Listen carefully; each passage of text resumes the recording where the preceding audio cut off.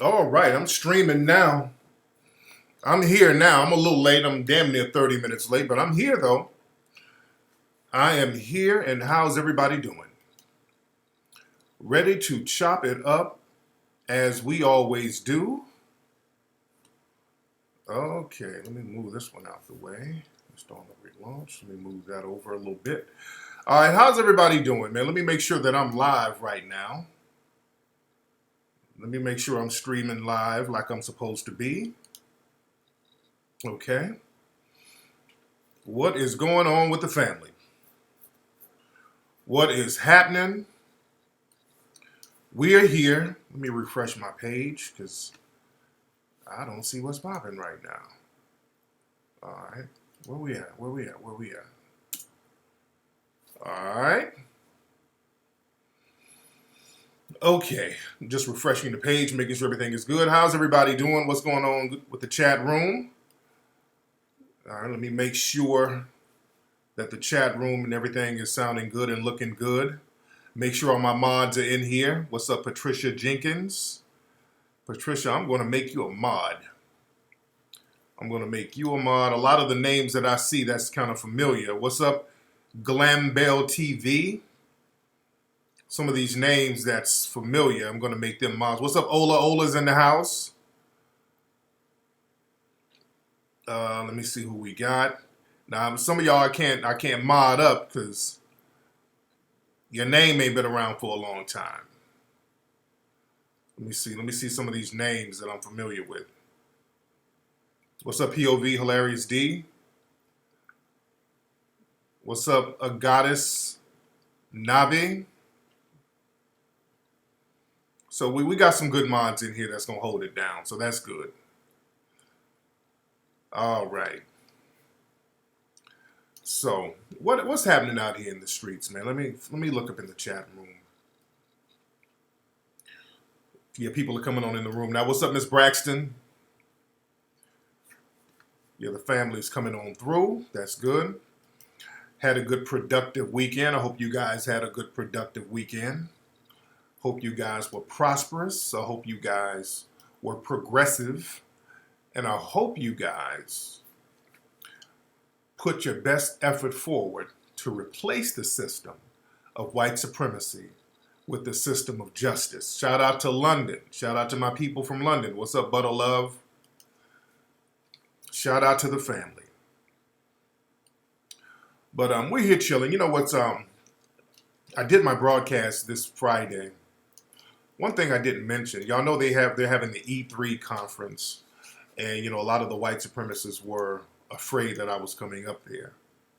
And what's funny, and I talked about this on Instagram Live, the LAPD called me last week. Well, yeah, last week, and we're talking about my case. You know, nothing much about it because they're not really doing anything.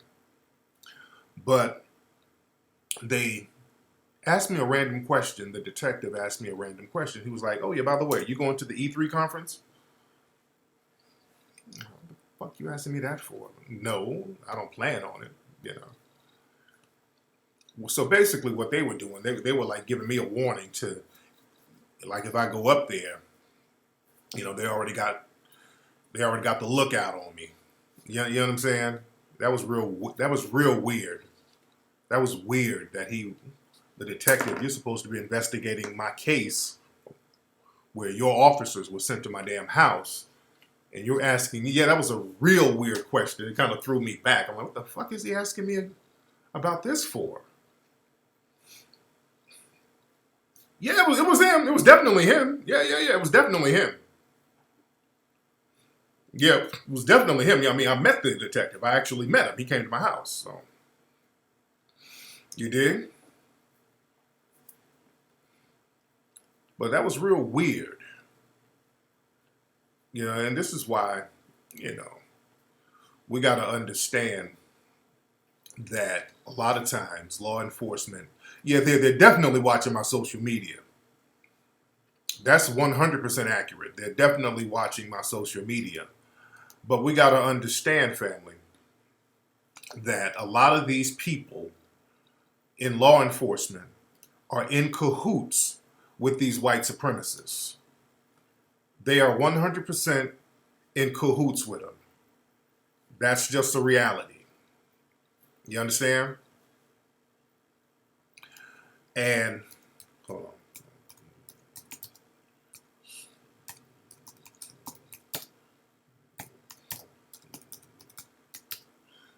Hold on one second. They're in cahoots with these folks. You know, out there in Charlottesville, they had to use social media. People on social media had to help get the white supremacists prosecuted. They didn't want to prosecute those white supremacists out there who were killing people in Charlottesville. They understand these white supremacists committed a murder. They killed somebody out there. Charlottesville is very important. I want y'all to really study Charlottesville and don't dismiss it. We oftentimes will dismiss stuff because the white supremacists will dismiss it. But it was people on social media that helped prosecute those white supremacists out there. But what's interesting, a lot of the black victims, when it was a couple of black people who were victimized, the police had no problem locking them up or putting charges on them. There were two people that the police out there in Charlottesville put charges on. They put charges on. The one brother who got beat down by the white supremacists. The brother got his head split. They charged that brother. And the other brother who used a cigarette lighter and a spray can as a torch to get the white supremacists off of him, they charged that brother. And from what I understand, I think they gave the brother a year in jail for disorderly conduct. And understand, that brother, a white supremacist shot at him. The brother with the torch, with the spray torch, they charged him and convicted him for disorderly conduct. And a white supremacist shot at that dude. The white supremacist who shot at him, his only charge was not attempted murder. His charge was firing a gun 1,000 feet from a school. I mean, they gave him a slap on the wrist charge. Law enforcement, they're in cahoots with these folks. You understand? This is why they're so passive about it. This is why we got to get our lawyer game together. This is why we got to get brothers out here who are lawyers to really be on top of their game to let us know what the deal is. And we got to have access to thorough lawyers so we can start hitting people civilly. You understand? But that whole, I don't want to keep talking about it because I've talked about it enough, but this whole swatting thing that happened to me, understand that was not a swatting. That was attempted murder. I'm going to keep saying that because that's exactly what it is out here in Los Angeles and in Pasadena. That's a suburb of Los Angeles. A few years ago, something like that happened to another young brother out here named Kendrick McDade in Pasadena. I assume, presumably, it was a suspected white supremacist called the police and said that this brother, who was completely innocent, and he was 19 years old, young brother, somebody called up and said that he stole a backpack, and the police were told that the man was armed, that he had a gun. And the dude who called the police, Oscar Carrillo, one of these white supremacist Hispanics, a Hispanic white supremacist, Oscar Carrillo, that's the person who called 911. But he called up and said that he was robbed at gunpoint. He deliberately lied to the police.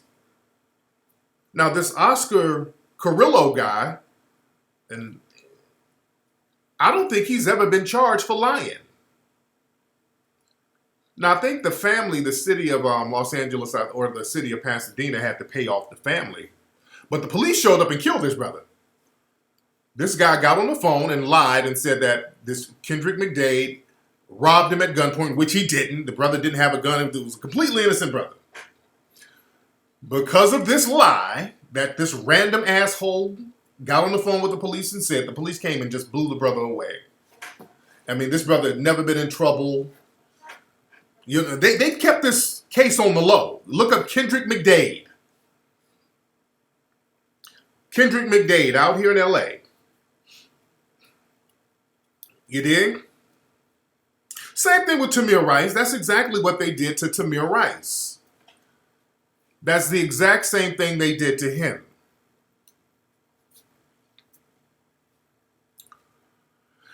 So understand that law enforcement, they're in cahoots with these people. They're 100% in cahoots with these people, and they encourage these types of lies, so that will give them justification to go in blazing. See, and they're deliberately trying to use this swatting thing as a way to minimize and dismiss the seriousness of it. They keep trying to frame the narrative as a prank. It's not a prank. Law enforcement, they're in on it with these dudes.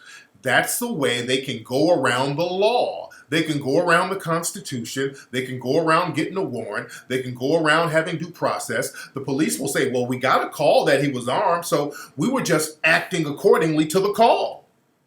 We got a call that he had bombs in his house, so we had to run up in Tariq Nasheed's house with no warrant. You know, we were just doing our job. They're not innocent, family.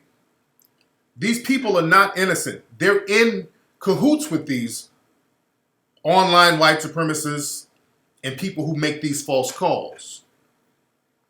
This is why these people who make these false calls, they have to start being identified. You understand, family? We got to start getting on our identification game.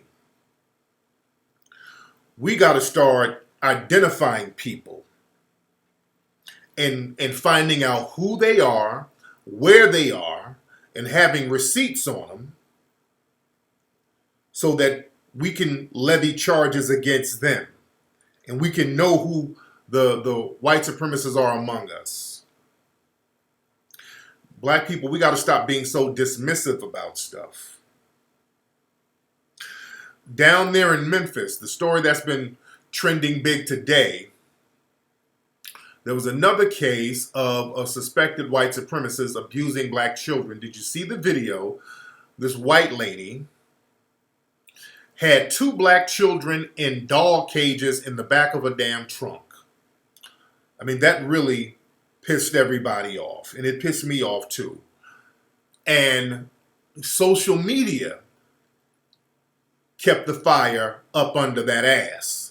And they had to arrest this woman, and they had to charge her with child endangerment. Now, understand, this happened down in Memphis.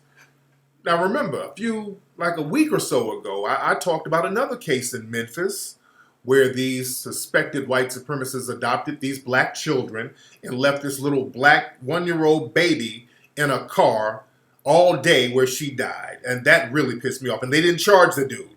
It was like, oops, a mistake. They did not charge the dude. This baby died right there in Memphis. And there are cases around the country where black people, and I said this before, if a black person leaves their child in the car and go fill out a job application, the black person gets charged. It was the other case in Nashville. Okay, it was in Tennessee. It wasn't Memphis. It was Nashville. My bad. That happened with the baby who was left in the car. My bad. I thought it was Memphis, but I know it was Tennessee. But fuckery is going on down there in Tennessee. The white supremacists are living up to their Confederate roots. You notice how lenient they're trying to be with these white supremacists? This is why down there in Tennessee, they're so comfortable doing little slick shit to black people, especially black youths. Just like the white supremacists who did that mass shooting at the Waffle House. Notice they will not frame the narrative of him being a white supremacist, which there's so much evidence of him being a white supremacist, and that shooting was a targeted racial shooting. He went to the Waffle House for a reason. He knew that black people would be there after the club. And remember, when he did that mass shooting and they arrested him, They gave his ass bail. And people started tripping on that. Then the next day they had to revoke the bail.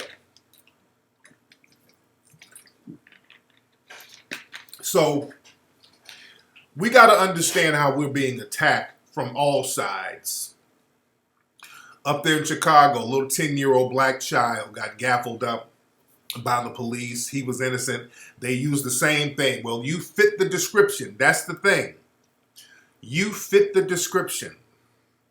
And they gaffled him up to the point where the little boy was peeing on himself. He was so terrified.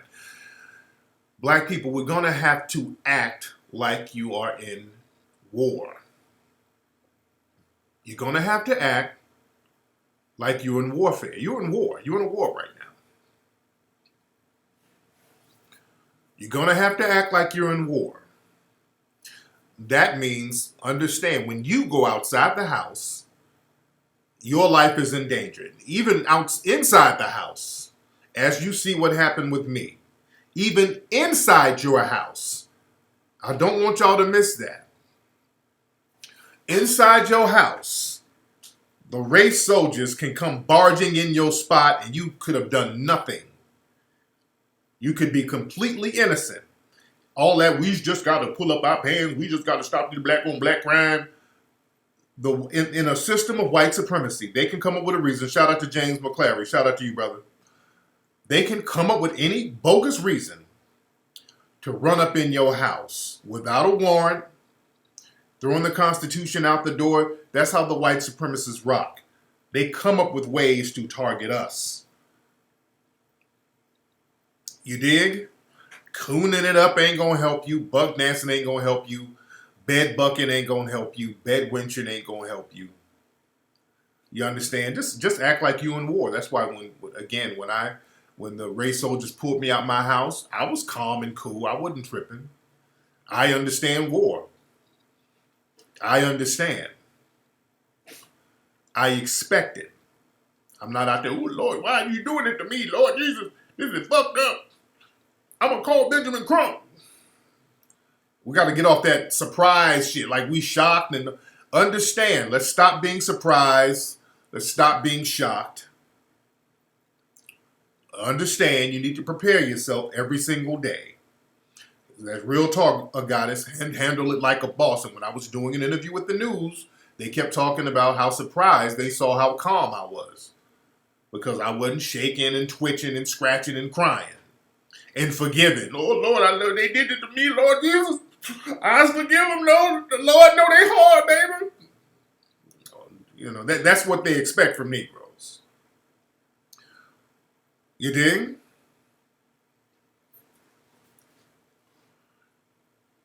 But we have to expect that. At any given moment, any time of the day, you should always be prepared for an attack from the white supremacists. From either way. That's why you got to prepare yourself. You dig? Yeah, act like a POW behind enemy lines. That's what Neely Fuller says. You are a POW behind enemy lines. You understand? Yeah, Peanut's coping with it okay. You dig? And yeah, we still getting a little threats from the white supremacists. That's why, you know, we got the security detail strong. We got the security detail strong. You know, we've been practicing more at the gun range, as you can see. You dig? Coonbot is at the office. Where can you buy this shirt? You can get this shirt at 1804movie.com. I think that's where you can get it. 1804movie.com. Let me double check. Where can you get this shirt? I have so many websites. Hold on. Let me double check. Let me make sure. Or you can get it at TariqElite.com. But let me double check. Let me see. 1804 movie. Yeah. No. You get it at TariqElite.com. This is where you get this shirt. You can get it at TariqElite.com. TariqElite.com. TariqElite.com. That's where you can get this Ogun shirt. TariqElite.com. That's where you can get it. Ladies and gentlemen. We should also stop pretending we have some top secret. Real talk. That acting like we don't have no top secret military muscle. We don't. And the white supremacists know that. You understand?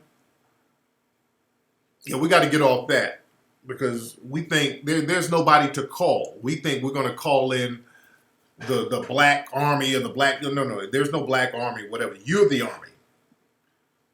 You understand?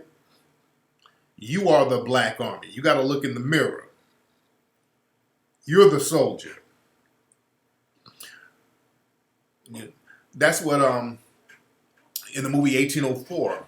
And y'all really got to study that. Speaking of 1804, go study 1804. That's what our sister talked about, Bianna Bello. She talked about how before the revolution got kicked off, there was some Negroes who were scared. Oh Lord, what are we gonna do? Who's gonna fight for it? Lord Jesus, we just can't beat them. They just they so strong. And she said that the Haitian leaders were like, hey, look, God put the spirit of Ogun through us. God put the spirit of Odun through us, the African spirit through us. You are the soldier. You are the leader. You are the military. Yeah? You have everything at your disposal to be prosperous. And they put that spirit in everybody, and they defeated these people militarily. You understand?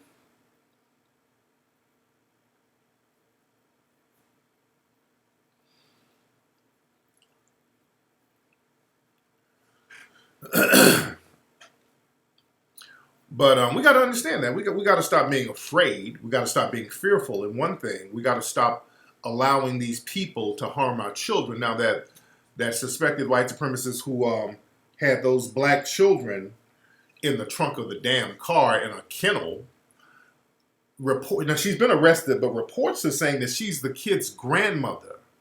So I'm trying to see the association. They said, because a lot of people thought that was the adopted mother, but some people say she was the grandmother.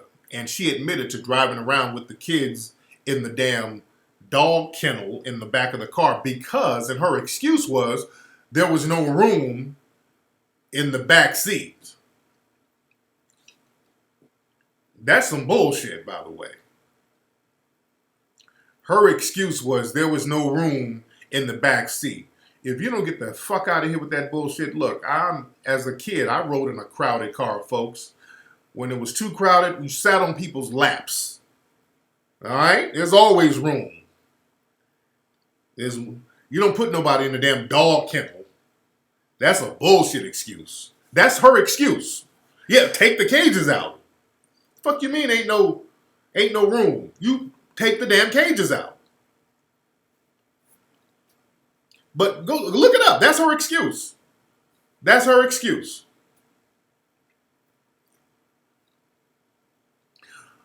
But the lady's name is Lemome Cheeks. That's her name. Lemome Cheeks. That's her name. And I did a little research on this lady, and this lady, she works at FedEx down there, by the way. She works at FedEx down there, and from what I understand, she has she got money from like some farm subsidies. So I think she might have a farm down there or something. Because I've been, I dig into folks' background. So this Mome lady who had those babies in the damn dog thing, she's gotten tens of thousands of dollars for like farmland subsidies. So I'm like, does she have a farm? And if she has a farm, is she making the black kids work on the farm like her little slaves? Because the white supremacists, they do little shit like that. They do little goofy ass shit like that. And they target kids, and they know they can get away with harming a child because they're going to get a slap on the wrist.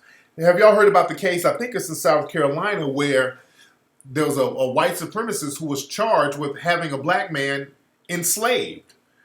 There was, I think the black man might have mental issues or whatever, but he had this black dude since he was 12 working in his restaurant for free, I think, as a cook.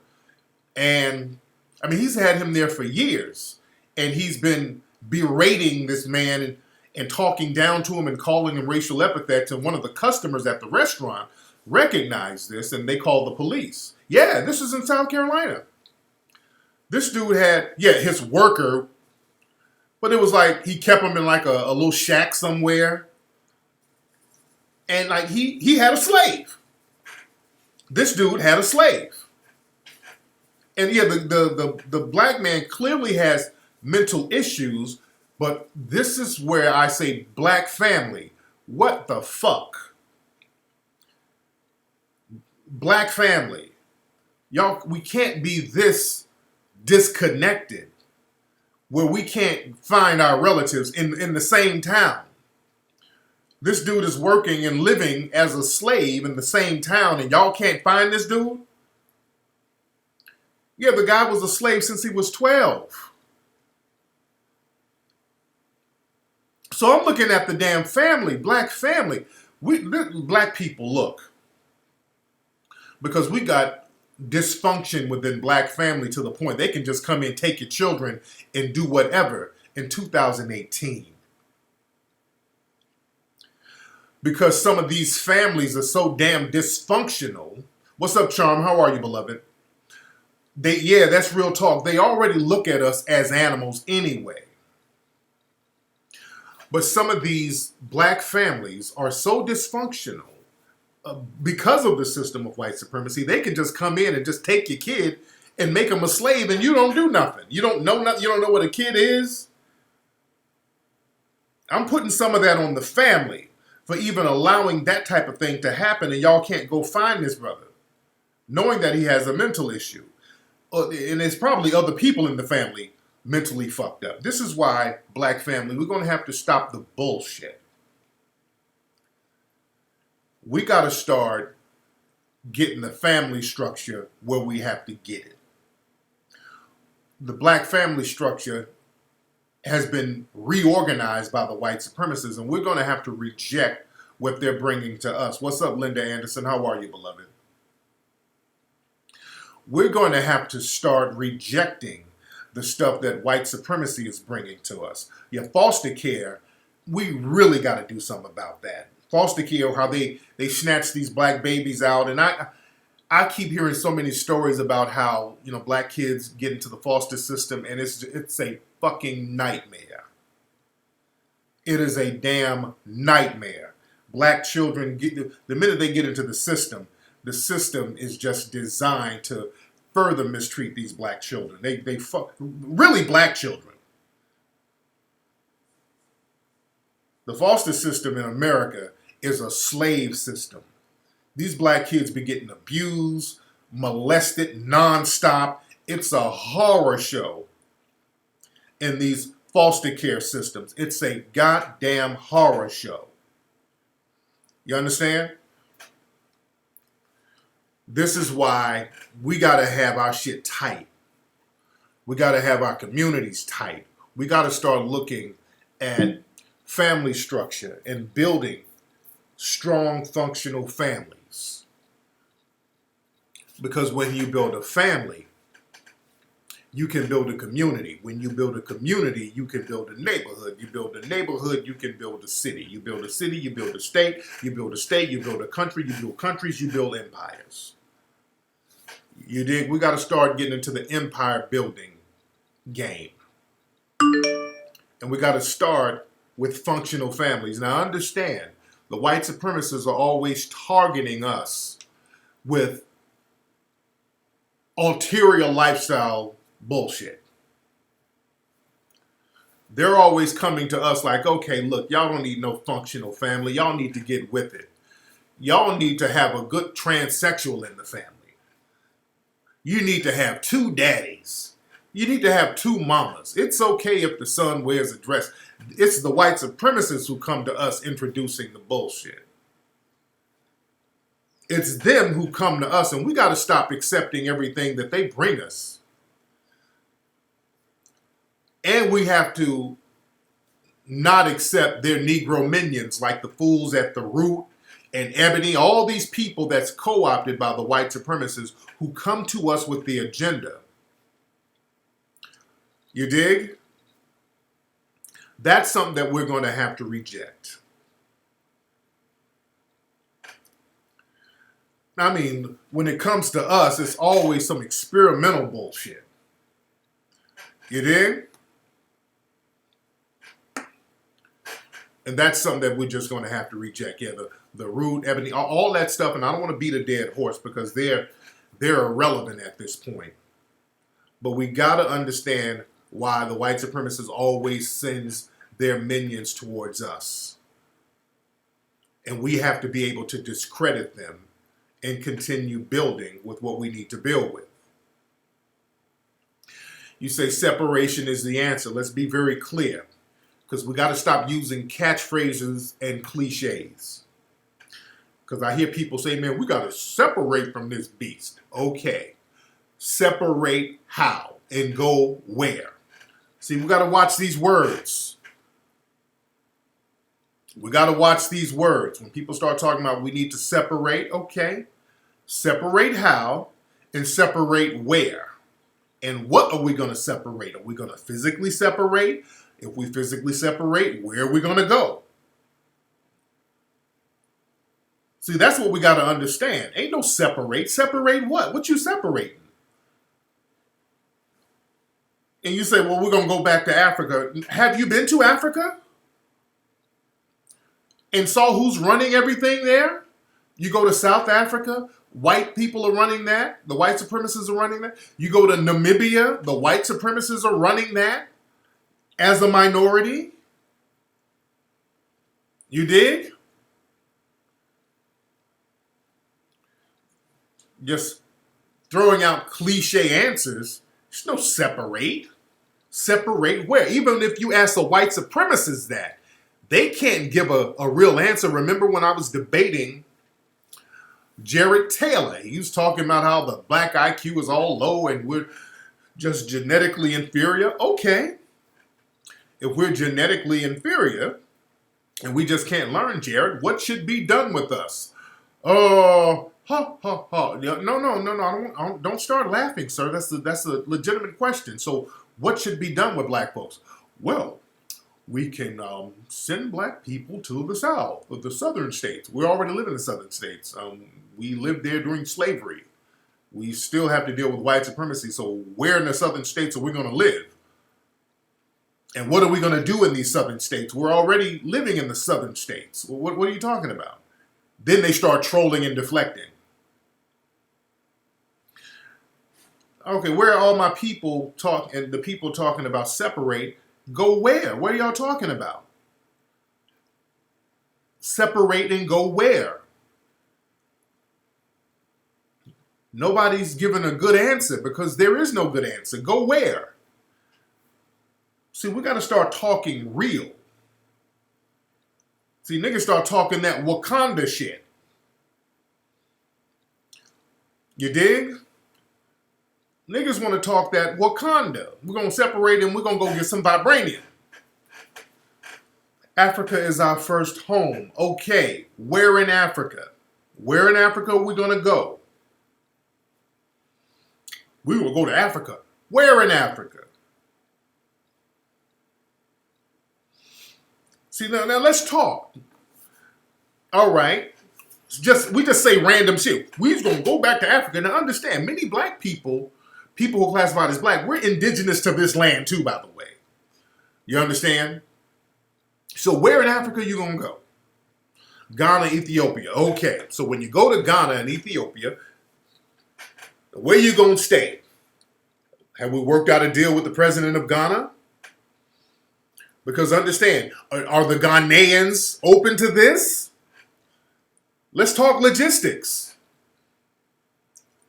Okay, y'all talking about Ghana. Is the Ghanaian government creating an avenue for you to do that? Because nobody's really giving that major green light. You dig? Nobody's giving Who in Africa has given you the green light to come over there in large numbers to live? Who? Come on. I've been all over Africa. This is why I'm talking from experience. Niggas talking from watching the Black Panther. What country in Africa has given black people the green light to come over in large numbers? Just come on through. You dig? None. Ghana has given the right to abode, but there's so much red tape behind that. There's a lot of red tape behind that. Ghana does not give you full citizenship. They give you the right to abode, but not full citizenship. And it's very difficult from what I understand. There's a lot of red tape, but no African country has given us the green light. You dig? So so we're trying to go over there. So you want to go there, and they line up, break their necks to get over here. You understand? You go to Ghana, they're trying to get over here. You go to African countries, they stand up out by the U.S. Embassy trying to get over here. You understand? So when you go over there, let's talk business. When you go over there, what are you going to do? So let's just say there's an African country that's going to say, hey, come on through. We'll let you come through. Come on through. So once you get there, let's say Ghana. Now, Ghana, they'll let you through. Okay, hypothetically, let's say you go over to Ghana. Now what you going to do? Now, how are you going to make a living in Ghana when there's already a lot of people over there, struggling as it is? They're already struggling over there. So now what are you going to do as far as income? You got to have the logistics. Let's see what this is. Hold on. Hello? Hello? It's Jay Morrison. What's up, Jay Morrison? How you doing, my brother? Peace, King. Man, so Jay, this is everybody. I got my man Jay Morrison on the phone. I wanted my brother to talk about the Tulsa investment program that's going on. A lot of folks are talking about that. The crowdfunding is doing great so far. A lot of people have questions about it. A lot of people are supporting. As a matter of fact, I supported it. I put something on it the other day to show my support. I got my man.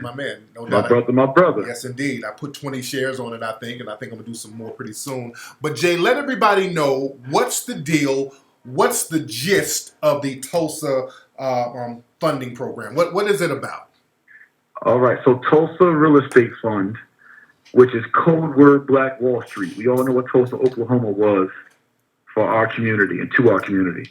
And for those who don't know, that was Black Wall Street, 36 square blocks of over 2,000 businesses and homes, all 100% Black owned, that was bombed and burned and massacred on June 1st of 1921. Yes. So in paying homage to that community and wanting and having the mission and calling to build Black Wall Street districts and models throughout the country, we named our fund Tulsa Real Estate Fund, which is the first 100% Black owned Reg A Tier 2 real estate investment crowd fund in the history of this country.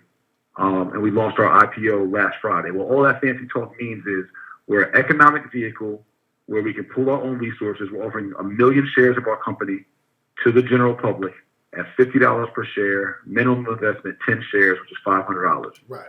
It's a way for us to all do that thing we've been saying we want to do, pull our dollars together, buy back the block, build Black Wall Street, group economics, unify, all those hashtags and words that we've been saying for all these years. Yeah. Well, use my gifts and talents, my experience over the last 12 years of real estate investment and just really more so being a pretty savvy entrepreneur and business owner and building a multi-million-dollar empire, taking all that to work into use for developing something, an infrastructure, an institution for our community to take advantage of pulling our dollars in a sophisticated, in a strategic, in a transparent, and regulated way. Absolutely. so we can feel comfortable and go do business together and break bread together. And you so raised that economic vehicle we've been asking for. Yes, and about what has 9 million been raised, or has it been 10 million so far? We 10.2 right now. Oh, good. So 10 million. 10 million in 7 days. One of the fastest IPO raises, cap raises. One of the not even fastest and. Family, hold on. Oh, I'm still here. Oh, there we go. Where we at, Jay? Where you at? AJ. They booted me off. Yeah. Well, I don't know what happened. I don't know that Illuminati shit. So, like I was saying, right? Yeah. So, like I was saying, so we got 10 million right now. 10 million strong. A lot can be done with 10 million. A lot can be done with 10 million. So a lot of So what are the first plans? Where any locations already in mind? Anything mapped out? What location are we looking at right now? Well, there's about 5 strong deals on the table that we've been vetting, different negotiations that we've been in leading up to the launch, knowing that we got to deploy the capital after the launch, new things that have fell in our lap since the launch because of the momentum and because of the success. Now I have real estate constituents throughout the country. Everybody's hitting my phone with the best opportunities ever, right? Yeah. So we have some deals that we'll be unveiling. We are in talks with an historic project on Sweet Auburn Ave here in Atlanta. We are in talks with the owners of the old Butler Street YMCA, where Dr. King and Ralph David Abernathy and others, built and spawned the civil rights movement, and we looking to do some historic redevelopment there with some commercial mixed use. Right. And that's about that particular property is about 40,000, 60,000 square foot of real estate, including parking decks and some other cool things. So that MOU has been negotiated, and that could go in play. It's up for consideration. Put it like that. It's up for consideration. And there's some long-term anchor tenants to the deal and some other things that are attractive. But then there's other deals that are also attractive. We got some, we have been looking at several hundred acres of land. Okay. We're talking about 700 acres of land for about $1 million, and looking at doing some agriculture with some, some vacation style home, ranch home, kind of getaway type of thing, maybe for our community, and have our own several hundred acres. And where's this? So Where's this? Also, where's this? This is particularly in Atlanta as well. Not Atlanta, excuse me, about an hour out of Atlanta, but here in Georgia. Okay. We have some boots on the ground in Tulsa. We have a hospital conversion into mixed use in actual Tulsa, Oklahoma, and Black Wall Street District, and some other properties in Greenwood we're looking at. So those are definitely up for consideration for rebuilding the original Black Wall Street. We have another project I can't tell you, but it's a slam from a real estate standpoint. Now, so as a fund manager, I can't make any guarantees. I can't say things that are too provocative. Right. That's my fiduciary duty as a fund manager. But on the real estate side, I want to say there's been some things that have been thrown in my lap that I would deem as good plays. I'll play it like that. Okay. So there are some things that that have been selling in our lap. But we are looking for and looking forward to partnering with other influencers, developers, investors, entrepreneurs, et cetera, throughout the country, even such as yourself, King. There might be a special project that you've been eyeing for the last couple of years, have been on your heart, or you might run across within your network. I'm a phone call away. You ain't got no red tape. Of course, we're going to vet and underwrite the deal and be responsible in our vetting of every project. Of course. But I'm saying we have our village fund now. Yes. Absolutely. And so, yeah. Yeah, so I'm down, man. I'm rocking with it now. Have you gotten some skepticism? I know when you were on Vlad threw some skepticism out there, and I know there's some other people, some randoms on YouTube throwing out skepticism. How have you dealt with that? Super randoms trying to come up off me. Yeah, it's not even like their skepticism is not even real. Like, listen, I challenge all these guys, King. I challenge all these guys to a debate. I'll match anybody. 100,000 to their 10,000. Anybody debates me, I match 100,000 to your 10,000 at debate, and that money has to go into a fund of your choice, whoever wins. When I win, it's going to be into my fund. But I bet anybody, if you want to debate, you're such an intellectual. I have no college degrees. I have no college credit. I'm a 3-time felon from a high school dropout, spent 10 years in the street. and 10 now, 12 years in business, and I've accomplished some pretty outstanding things for myself. Absolutely. And if you, with all your degrees and all your everything else's, feel that you're so intellectually, because the stuff you're saying don't even make sense to in nobody's fun world. It's just is laughable, but you can say it because the people don't know no better. Exactly. And so you can say it on your platform. You can leverage my name, get your point, get your views up, and all of that. But what have you done though? What's your resume? What's your resume? Yeah. And then what's your solution? Right. So if you don't like my exit strategy for our people to be economically free, then give us an alternative and better solution, and then let's compete. Yeah. But don't give me the professional lack of professional courtesy and professional etiquette as another professional. I mean, just as an entrepreneur. Give me some credit as an entrepreneur. Give me some professional etiquette and courtesy, like you would someone of European descent, who launches funds every day. Yeah. So because I'm the first black man in America to ever do this, you want to scrutinize me and so tough, but are you scrutinizing these IRA and pension funds who are giving you 3% and 4% and none of the profits? Who have no good or no intentions of doing your community any good? Yeah. And no record of it? But you don't even scrutinize them like that. You know what I'm saying? So it's just, I'm not mad at it though, because I know our people are traumatized. Yeah. So I'm gonna love on them anyway. But it's just sad to see that we can't even celebrate each other's thing. It's only been an IPO for a week. You ain't even like say, all right, I'm gonna sit back and see what this nigga do. And I don't even using them words. Yeah, right. But I'm gonna sit back. That's they saying though. Yeah. But you won't even say, you know what? I don't believe it. I don't like him. I think he's too whatever. But I'm gonna sit back and see what the motherfucker do. Right. Exactly. Yeah. And do that then. Yeah. And if they don't want to rock with it, don't rock with it. You know. And trying to discourage everybody else. Simple. Yeah. And that's the courtesy that I would hope. You know, it's a lot of hard work to pull off a successful SEC filing, especially with someone not just my bruised past in that essence, but me as a community leader and organizer and activist. Like I just come off shutting down Houston's restaurant and closing down Lennox. I just come off, standing up for Jamarian Robinson here in the city, standing up for Alan Sterling, like from doing 25 city corner classes last year, teaching real estate for free in 25 different inner cities, Liberty City, west side of Baltimore, Bankhead, Chicago, and the projects. Like, you talking about somebody got a real resume and do real work. Man, did you grow up down in Atlanta? Where'd you grow up, Gian? I thought you grew up in New York. Where'd you grow up? No, Jersey.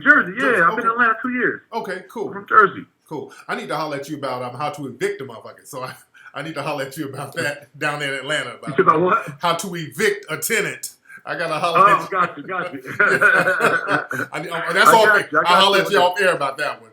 But where can everybody... Exactly, I know exactly who you should talk to. I got you. Good. Where can everybody find you, brother? On social media and the Tulsa Fund.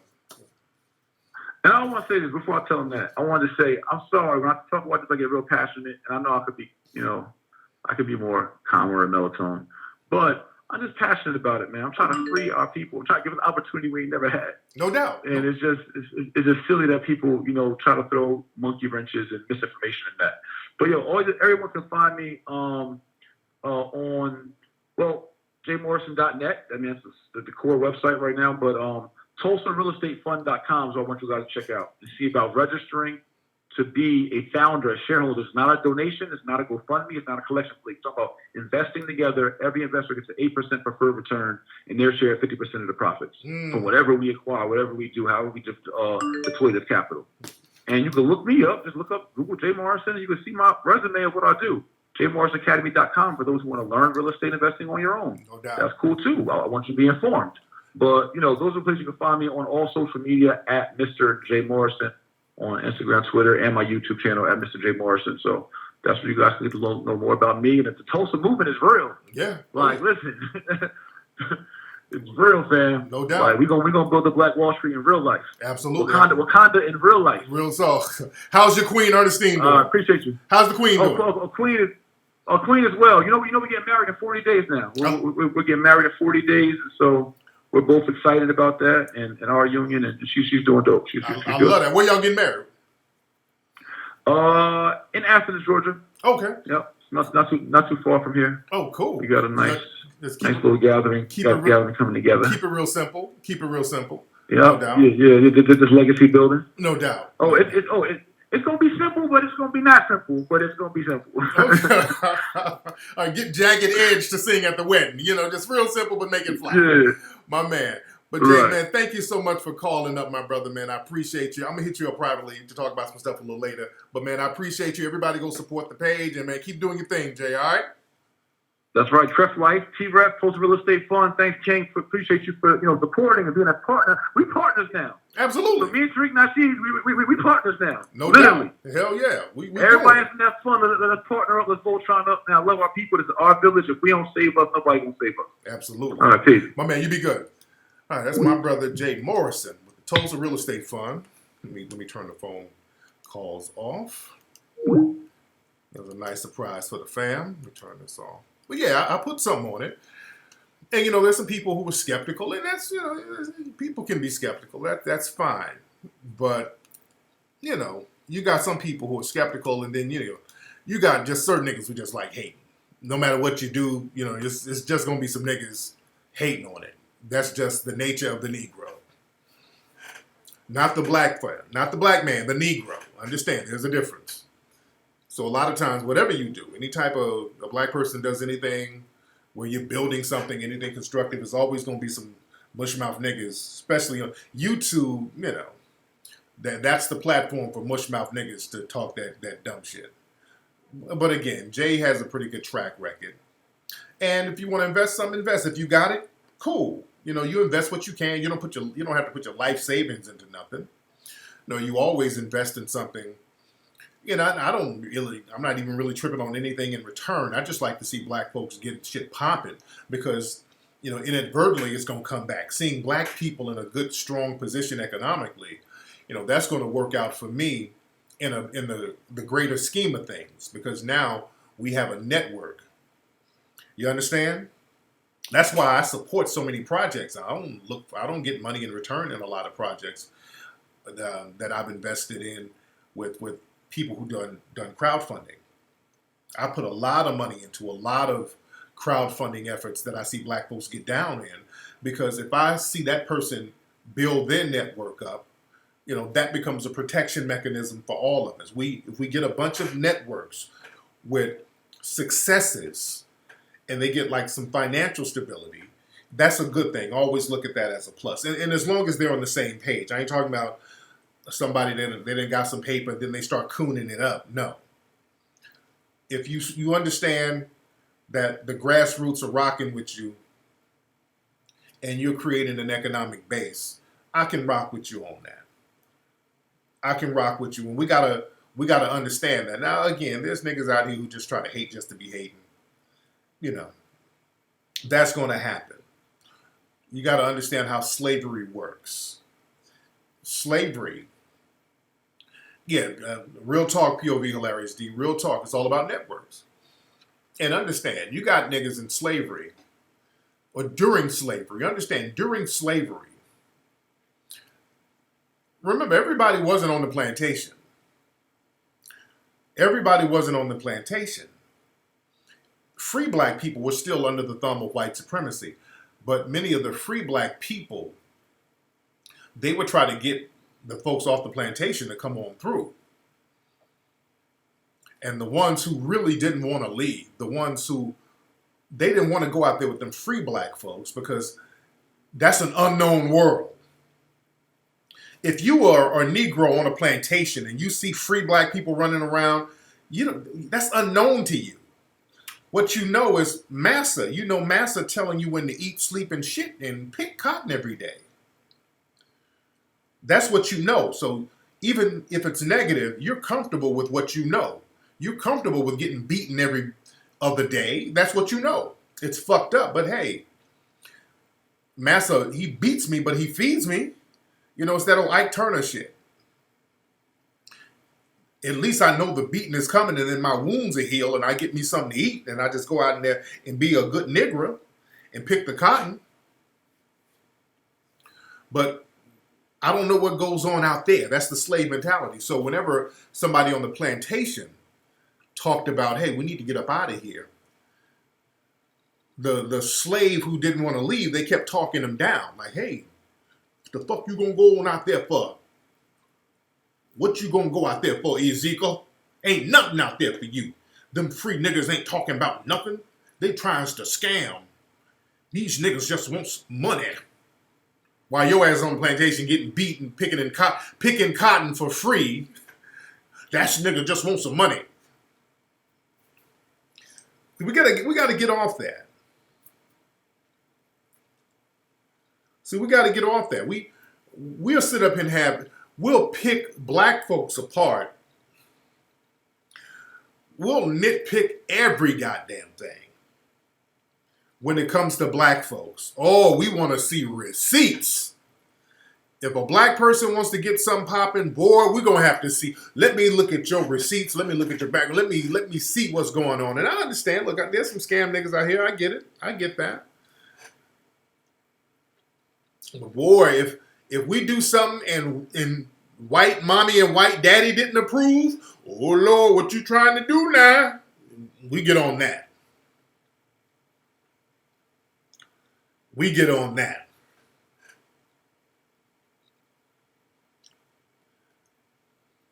That's why, anytime you do anything progressive, there's the mushmouth Negroes, and unfortunately, YouTube has become a hotbed for mushmouth Negroes to babble bullshit.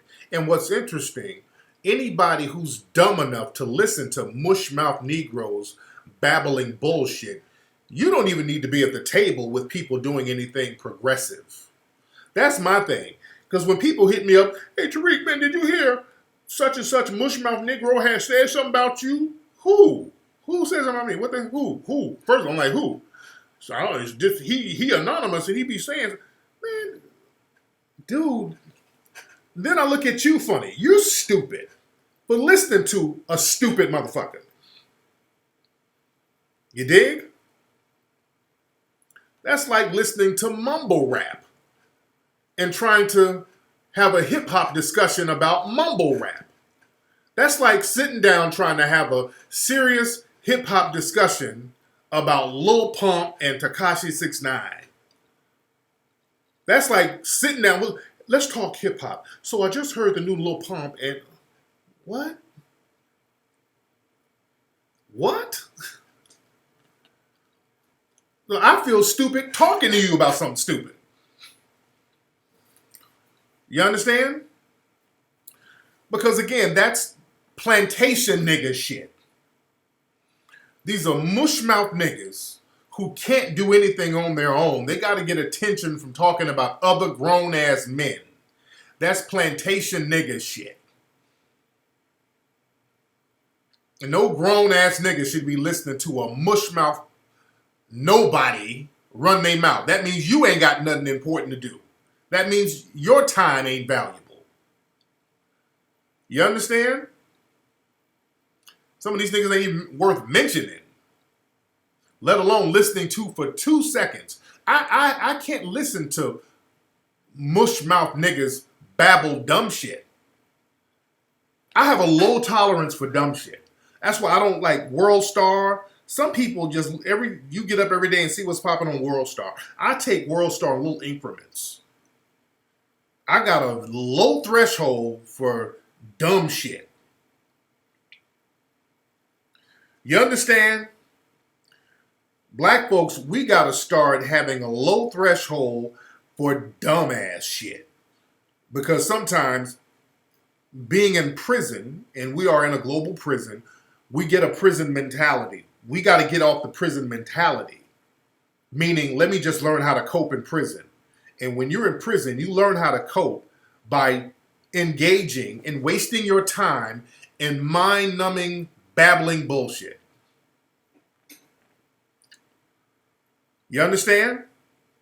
Because thinking and problem solving is something that you're going to eventually have to take actions with.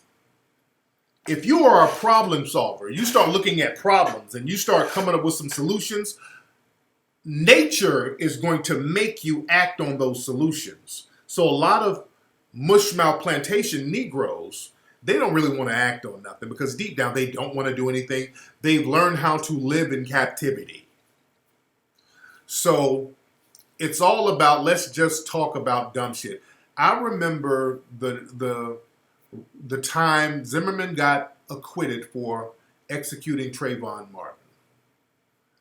I remember the night and the night after. I remember it like clockwork. I remember it like it was yesterday. After Zimmerman got acquitted for murdering Trayvon, the next day, black people, we should have been hella on code about what do we do about this Zimmerman thing, because that was a very pivotal moment. The verdict with George Zimmerman, that gave all the white supremacists around the country the green light to attack us with impunity. I knew with George Zimmerman, when he got acquitted, that's going to be a green light. That's going to give the white supremacists the green light to say, hey, we can go in on these people now. Instead of us focusing on that like we should have, focusing on what should be done about Zimmerman, the very next day, black people on Twitter and social media were talking about the Kendrick Lamar verse. When Kendrick Lamar was talking about he's the king of New York and all that. Remember, go look that up. I remember it like it was yesterday. Black people were focused on Kendrick Lamar's verse. I said, we're done. We're done. This is inappropriate behavior collectively. We're done. Black folks just fucked up collectively by focusing on a non sequitur, a non-issue. And no disrespect to Kendrick or his verse, that's not what we focus on now. By doing that, that was our way to cope and deflect with the fact that, okay, we feel defeated, so let's just talk about something else. That's the last thing we should have focused on rap beef. You dig? We start gravitating and focusing on dumbass shit when we need to focus on the problem. When you focus on a problem, the mind will automatically come up with solutions. We try to get into prison escapism. Look, when I went to jail, some of the most dumbass, asinine conversations you will hear in a jail, because people got all the time in the world on their hands. And you need to kill time. And you kill time by talking about stupid shit. Cats being there talking about dumb shit. Unfortunately. Time wasting stuff. And then we get into that time wasting jail mentality on social media. We talk about goofy shit all the time with no balance. There has to be a balance. I like to talk about silly shit every now and then, but I'm going to hit you with the real. I always mix it in. You go through my timeline, it's serious, joke, serious, joke, serious. It's all appropriate.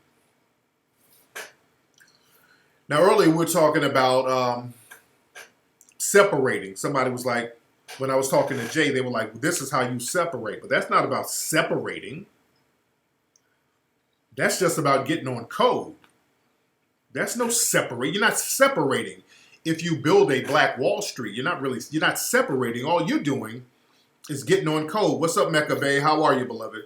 Mecca Bay put 100 down. Shout out to that sister. But building our own communities, that's just being on code. You're not really separating. You're still in Georgia. You're still in Tulsa. Tulsa is a white-run city. But you're on code. That's the thing. So you need to be on code. And it's not about separating because there's nowhere to go. So you just get on code where you are.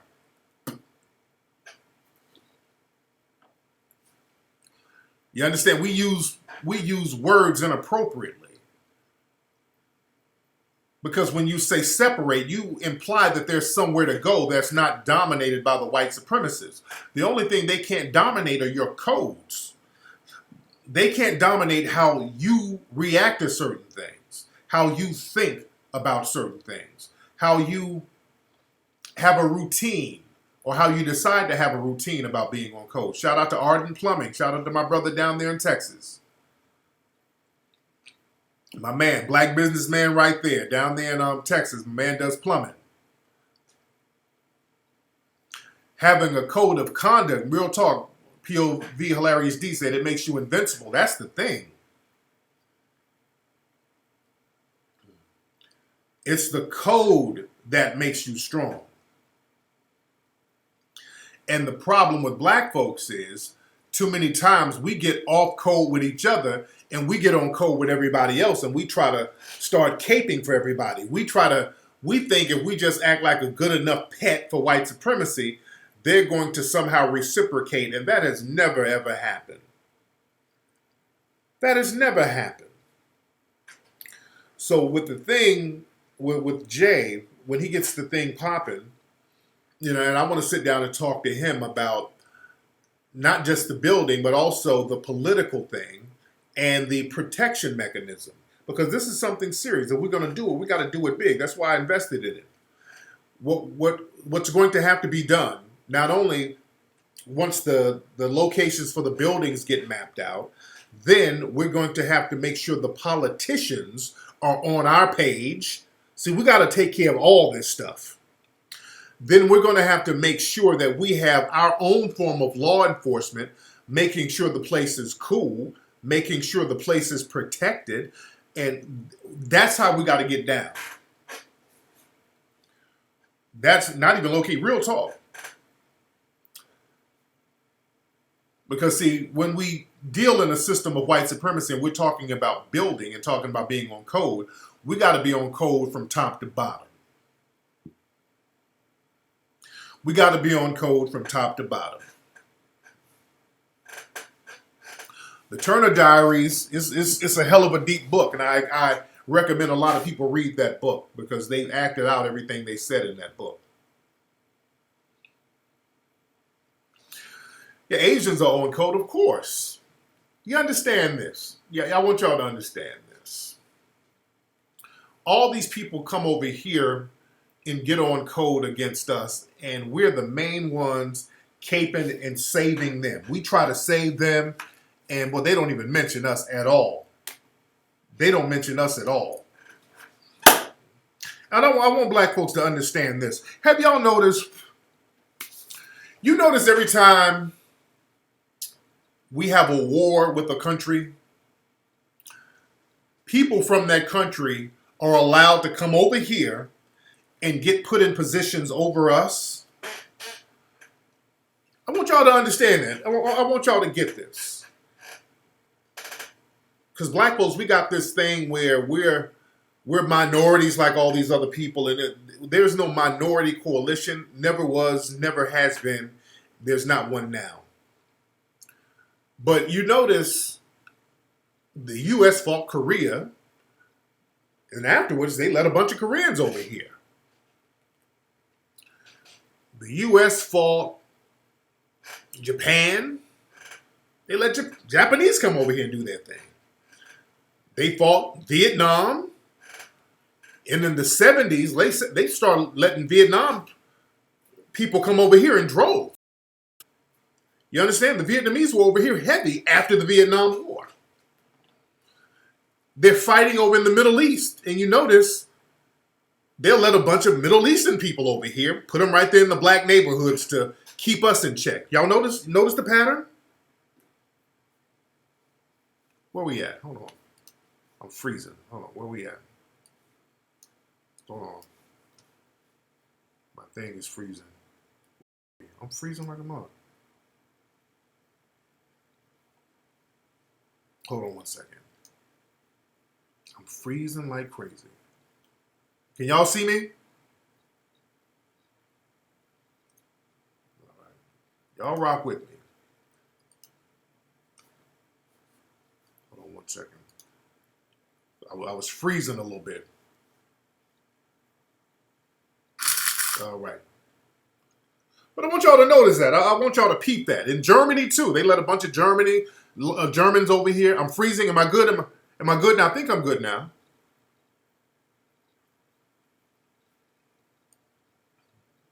I think I'm good now. Hold on. Let me refresh my page to be on top of everything. Hold on, guys. Y'all rock with me for 1 second, all right? Because a player is kind of freezing for a second. Hold on, let me take some of these pages down.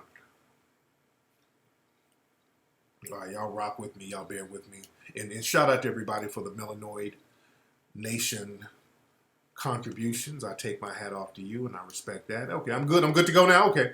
All right, I'm good now. Okay, I refreshed the page, so I'm good now. All right. But like I was saying,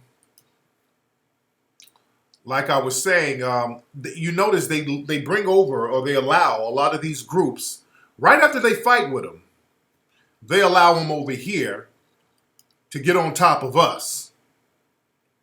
They let them come over here. Remember 9/11? Remember 9/11? You know, the Bush family, they were all hooked in with them Saudi Arabians. They get special treatment. They come over here, not only do they get allowed to come over here, they get special treatment over us. You dig? And the reason why is because many of those people are the coons of their nation. Do you understand? Many of these people were over there collaborating with the white supremacists. What's up, Wendell? You're in Korea now. But understand, they were over there collaborating with the white supremacists against their own people. I want y'all to think about that. That's why they're allowed to come over here. They've been vetted. Those are the coons of their nation. So when the war is over, the people of that nation is about to give them that fucking work. The people of that nation, they're about to give them that work. So they come over here as refugees because they assisted the white supremacists. So understand, these people with that coon mentality, they already been vetted. So they're team white supremacy all day. That's why I want y'all to peep game. Especially, there's a reason right after a war, they let all these people over here. So you think that they give a fuck about you? They done sold their own people out, so they come over here. They really don't give a shit about us. That's why when you look at these black neighborhoods with these Asians beating up black women in the stores, they really don't give a shit about you. They come over here and then exploit us all day. And the white supremacists are right there to assist them. That's why all of those Asian Americans were caping for Peter Liang after he shot an innocent black man. There's a reason why all of them got together and was on team white supremacy. They don't come together for us. While we talk that minority coalition, they never come together for us, but they damn sure came together against us. They are the coons of their own nation. That means they really don't give a shit about you. I want black folks to understand that part of the game. And let's go even deeper. As our brother Zoe Williams say, let's go deeper. Many Africans who come over here from African nations are the coons of Africa. If we gonna be 100, many of the ones, and Africans told me this when I was over there. This is what they told me. They said the coons, the ones who are coons over there, they're allowed to come over here real quick. Because we see some African brothers come over here talking all that old coon shit, and we're like, oh, I don't want to go to his country. But he's an outcast in his country. He done some shit over there where the Africans ain't really fucking with him. So they're like, oh, well, come on over here, Matumbo. We got you. You dig? So coons get a fast pass over here from all of these other nations. You dig? We got to really understand that part of the game. So don't be shocked when you see all these people come over here from these countries that we just got through fighting. We just went to war with them, and all of a sudden, you go to a liquor store, and there's a motherfucker from Iraq, where you a veteran, you just got through fighting the Iraqis, and you go to a liquor store, and there's an Iraqi telling you to hurry up and buy. That's the coon of Iraq. He was helping the white supremacists over there. So he was team white supremacy there, and he's over here being team white supremacy. On our back, by the way, because they use all types of minority coalitions while you sitting up here fighting for that dude, thinking that he's your minority brother. Oh, I gotta go save we gotta march because our minority brother's being discriminated against. Or we gotta help our minority brother. He's been team white supremacy. And the white supremacists helped set him up real nice. It's a slick game they play. It's a real slick game they play. You dig? Now with the Haitians, it's kind of the same but different, because with the Haitians, they don't know where the Haitians are going to go. They still salty about that Haitian revolution. Understand that. Now you got a lot of Haitian brothers and sisters down there in Miami, but the thing is with those Haitians, they don't know how the Haitians are going to get down. They know the Haitians can turn on them at the drop of a hat. You understand? They know the Haitians are unpredictable. So they try to get them a couple of Haitian coons, but they don't know a Haitian can stop cooning overnight and then slit their fucking throat. So they don't know how to, they still salty about that damn revolution. You dig?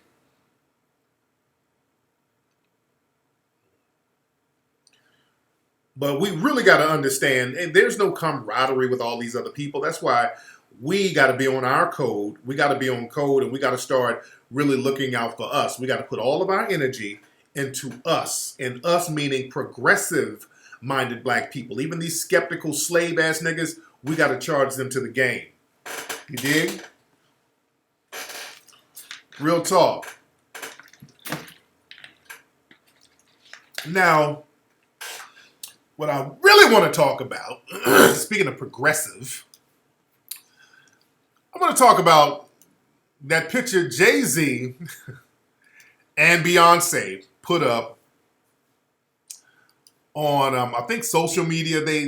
There's a picture of Jay-Z and Beyonce. They're both naked. There's a couple of pictures. They're nude. And I think they're on tour right now. And I think this is a picture they used on stage. This is a picture they used on stage of their tour. What's the name of the tour? They're on tour together, and I love Jay-Z, love Beyonce. I love them. I really do. But people are clowning the picture that's on social media, and rightfully so. People are clowning the picture. This is the picture right here. Hold on. Now, people are clowning this picture. Now, look. Now, Jay, he's a man of a certain age. The middle-aged brother, like all of us. Beyonce's looking lovely. But Jay, and I talk out of love. See, this is where Jay needs a Dame Dash around. Somebody to say, hey, is it the On the Run tour? Now, Jay, you got your clothes off, you're naked. Now, Beyonce, yes, Beyonce's a sex symbol. She's supposed to be naked, and she's supposed to do provocative stuff because our sister Beyonce is a sex symbol. Our sister Beyonce is a sex symbol. Hold on.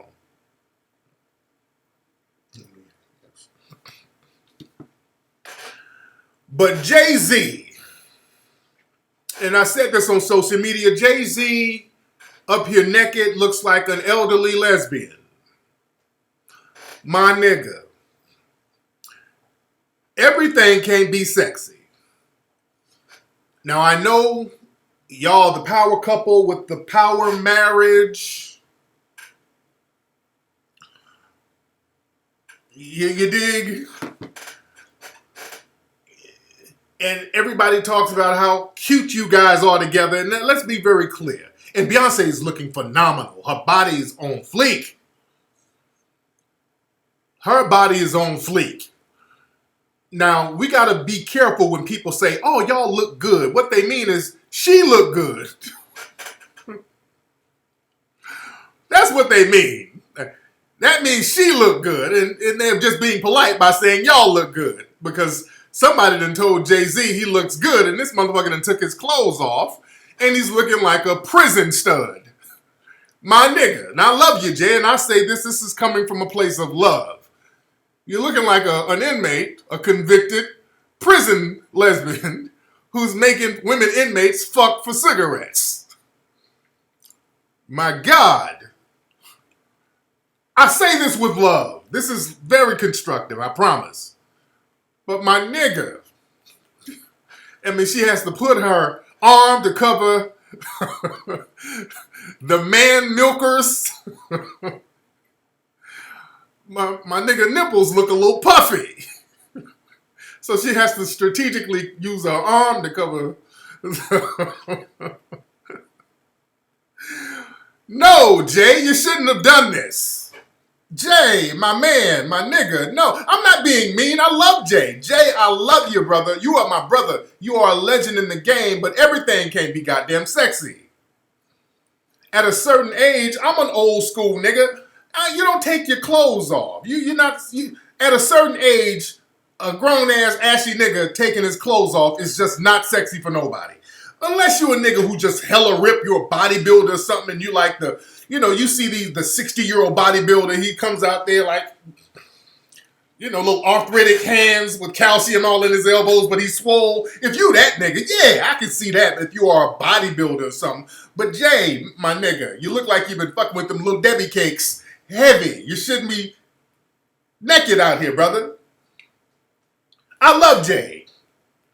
That's my nigga, but I ain't trying to see this nigga's hips. I'm looking at this picture and I can see Jay-Z's hips, and I could go through life without ever seeing Jay-Z's motherfucking hips. I don't want to see this nigga's hips. I love Jay. You can't take your motherfucking clothes off at a certain age. It ain't sexy no more. And we were talking about this on Instagram. They were like, man, why don't look at him, look at her. Nigga. That's like, let's look at the King Kong poster, let's look at the woman and not King Kong. Dude. How can you not look at this motherfucker? I mean, you can't ignore the elephant in the room. Come on, don't look at him. Yeah, she's lovely, but the thing is, Jay-Z is absorbing the sexy out of the picture. It's Beyonce naked, good. Beyonce naked next to naked Jay-Z, bad. You fucked the scene up. Damn, Jay-Z. Look like Jay-Z done had twins. No, Jay, I love Jay. Love Jay. This is love. Jay got a lot of folks around him who's trying to get record deals, so they ain't gonna say nothing. Whoever the photographer is, the photographer must have been hella moist. I can see the photographer like, okay, Beyonce, you got your clothes off, Beyonce. You know it'll be bomb as hell. Jay-Z, you take your clothes off too. It was a moist photographer that talked this nigga into taking his clothes off. All right. I got some ideas. What kind of ideas you got? Jay-Z talking. That's my Jay-Z. I got some. Okay, let's do something different, J and B. Everybody's seen Beyonce. We've seen that. We're going to go in another direction. Well, this week is Pride Month. And, it's Pride. So, I got an idea, Jay. Are you comfortable with a little nudity? Anything for B. Okay, Jay, let's get that shirt off. And Let's just get you in your drawers. Well, you know what, Jay? Let's take your drawers off. We really need to see your hips to really sell this. So a moist photographer talked Jay into doing this bullshit. God damn it, Jay. Don't ever use that photographer again. Nigga, you go get a better photographer at Sears. You get some glamour shots. Don't let a motherfucker talk you into this shit. My God, Jay. I love Jay. That's my brother. But ain't nobody telling my brother what the real deal is. That's that Mama Peanut. Look at Mama Peanut. Come on over here, Mama Peanut. Mama Peanut just went out eating crab with her friends. What's up? Come here. Come here. Just say hi to everybody. How was the crabs? It was good. I'm kind of hungry because that shit I ate was whack earlier. So look at Mama Peanut coming in here. What are you talking about? What's up? Say what's up. Look at Mama Peanut. Look at the section looking like Elvana. I was talking about the picture with Jay. Do you think that's sexy, Mama Peanut?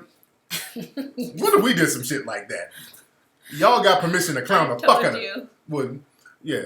And I said Beyonce looks good because she always looks good. Yeah. But I think it's Jay-Z that is the funny part. Yeah. I love you, Jay. I love you, but you... No. The thing is, Jay, what Jay should have done, Beyonce naked is fine. Jay should have had on a wife beater and some drawers at least. No, he could have just had drawers. No. Some dress pants, because I don't even want to see this nigga's hips. Yeah, Peanut's beautiful. Ain't she fine? She fine as fuck. Why does he have to have pants in no, the bed? Jay-Z needed some motherfucking pants on in the bed. Or some pajamas. Yeah, some linen pajamas. No, Jay. He could have had like those tight. What are those tight ones called? I like them. Like I don't wear no fucking tight pants. What you talking about? The tight boxers. Boxer. Okay, don't be saying that. Like niggas think I'm in here wearing a thong or some shit. The way you talking? the boxers. Yeah, I wear boxers briefs. Briefs. Those Yeah. No, even that. Jay-Z should have had on some linen pajamas. Some linen goddamn pajamas. And a wife beater. A Rockaware wife beater. Exactly. I'm sweating by the ears. Yeah. Or state property t-shirt. A Beanie Siegel button up. Or something. Am I sweating? Mm-hmm. Okay. But my nigga, you shouldn't have been naked. How do you know he's naked? You can see his fucking hips. And on here, I cut it off because I don't want to show his hips. You can look like you're naked and not be naked. Yeah, this nigga's naked in this picture. That nigga's naked. Somebody says some flannel. Jay, this is constructive. Is my connection janky? My connection, I know my connection is janky. We still here. Refresh the page. Hold on. I'm still on. Y'all just got to refresh the page. No, hold on. Let me tell them. Y'all refresh the page. Refresh the page. Refresh the page. Hold on. Where we at? Man. Hold on 1 second. Oh yeah, my mom's about to put the boys to sleep so we can go up there. She just texted me. She put them to sleep. They're probably asleep. No, she's about to give them melatonin. Oh. No, so hurry and go in there. They probably wore out. Watch 90 Day Fiancé. Yeah, I'm gonna go in there in a minute. And Housewives of Atlanta come on tonight, right? That's off. Okay. It's Housewives of Potomac. Oh, that one. Oh. All right. Why is my connection so damn janky, yo? Can y'all see me? Hold on, I can't. Damn, where we at? Okay, I'm trying to see if y'all can see me. This connection is mad janky. White supremacists be hacking my shit. Y'all see me? I'm good. Okay, we good. Okay, we're good. Y'all see me now? Oh yeah, Peanut's all nice, thick, and fine. Yeah, that's a nice, fine thing. But shout out to Jay. I don't want to make it seem like I'm shitting on Jay-Z. But Jay-Z sitting up here in his bed naked, looking like an ex-heroin addict female who just reunited with her kid that was taken away by CC Services.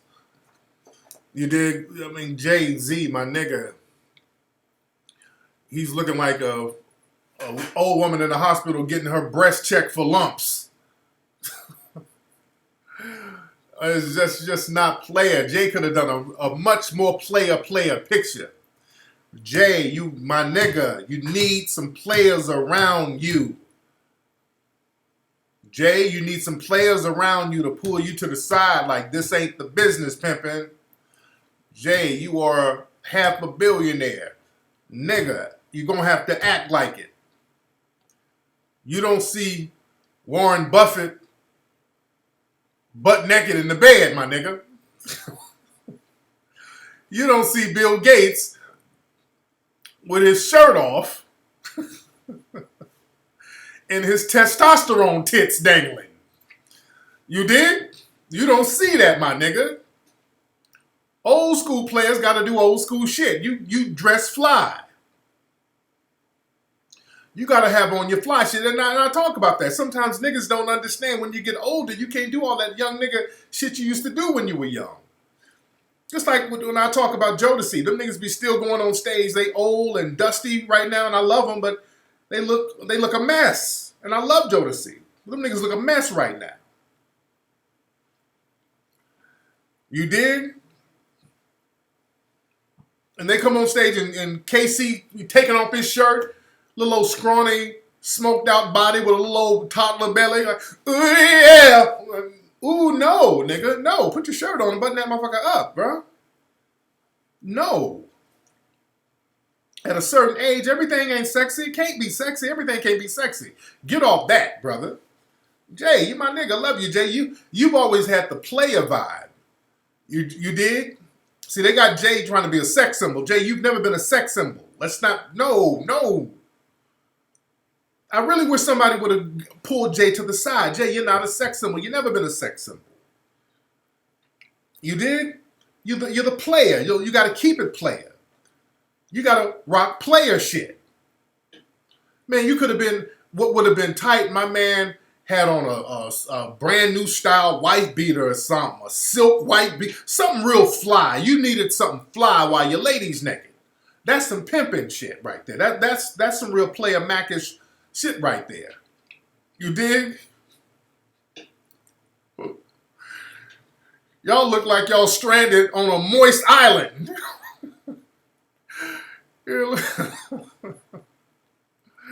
My God. Yeah, that's why you don't see Denzel keeps it playing. You don't see Denzel naked in movies. He's a sex symbol, but you don't see him trying to be naked and, showing butt cheeks and hips, and you don't see that. He still keeps it player. Bye-bye, Mom. Be good. My mom's leaving. My mom was watching The Boys while Mama Peanut was gone.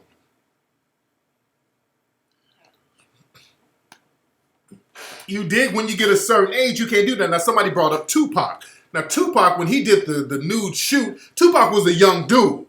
And Tupac was a sex symbol. Jay-Z became a quote-unquote sex symbol once he got with Beyonce. So that kind of raised his sex appeal up with the ladies because he had a real bad chick. So that kind of raised his stock up a little bit. But Tupac was a sex symbol at a young age. He was a young dude. That's different. Jay-Z's almost fucking 50 years old. 50-year-old niggas who are not bodybuilders shouldn't be naked nowhere except at the tub getting a little sponge bath on their back before they take their fucking heart medicine and go to bed. You dig? You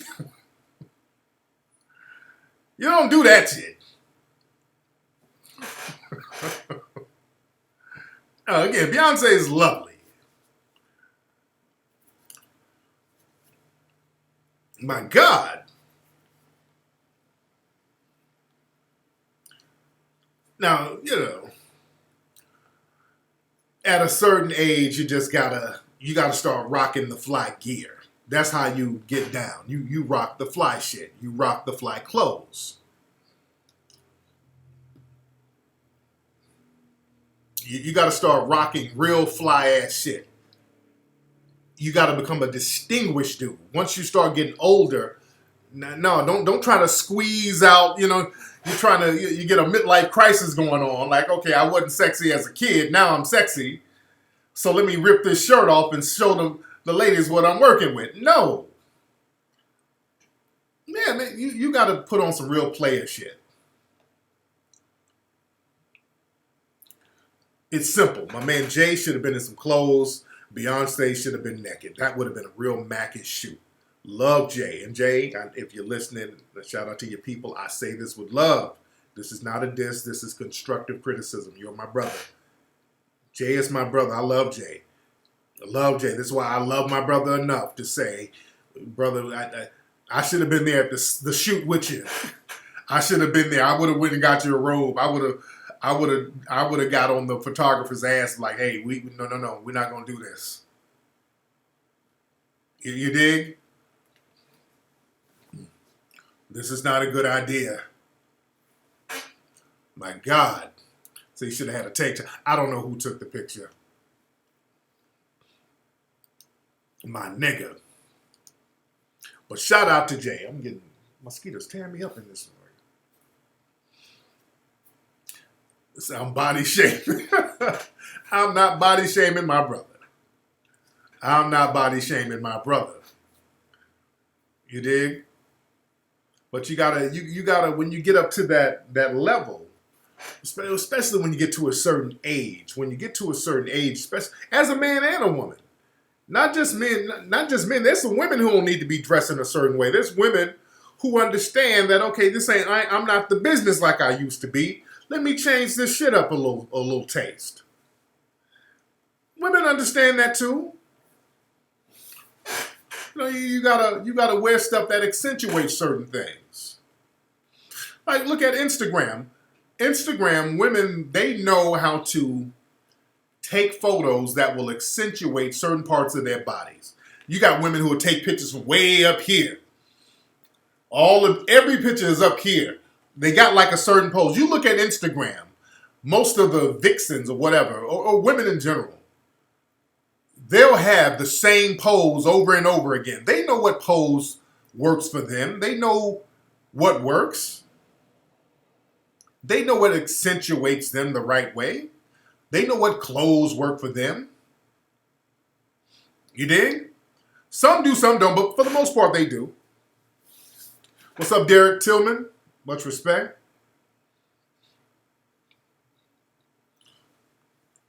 Oh, man, you look at the gram. They know how to doctor pictures and take them from certain angles and filters. Oh, you got women who got filters on every goddamn picture. They know how to make things work for them. That's what Jay-Z needed, a filter. And filter in a whole new nigga. They got to get a filter of a brand new nigga. That's what he needed, the new nigga filter. But that didn't work right there. Man.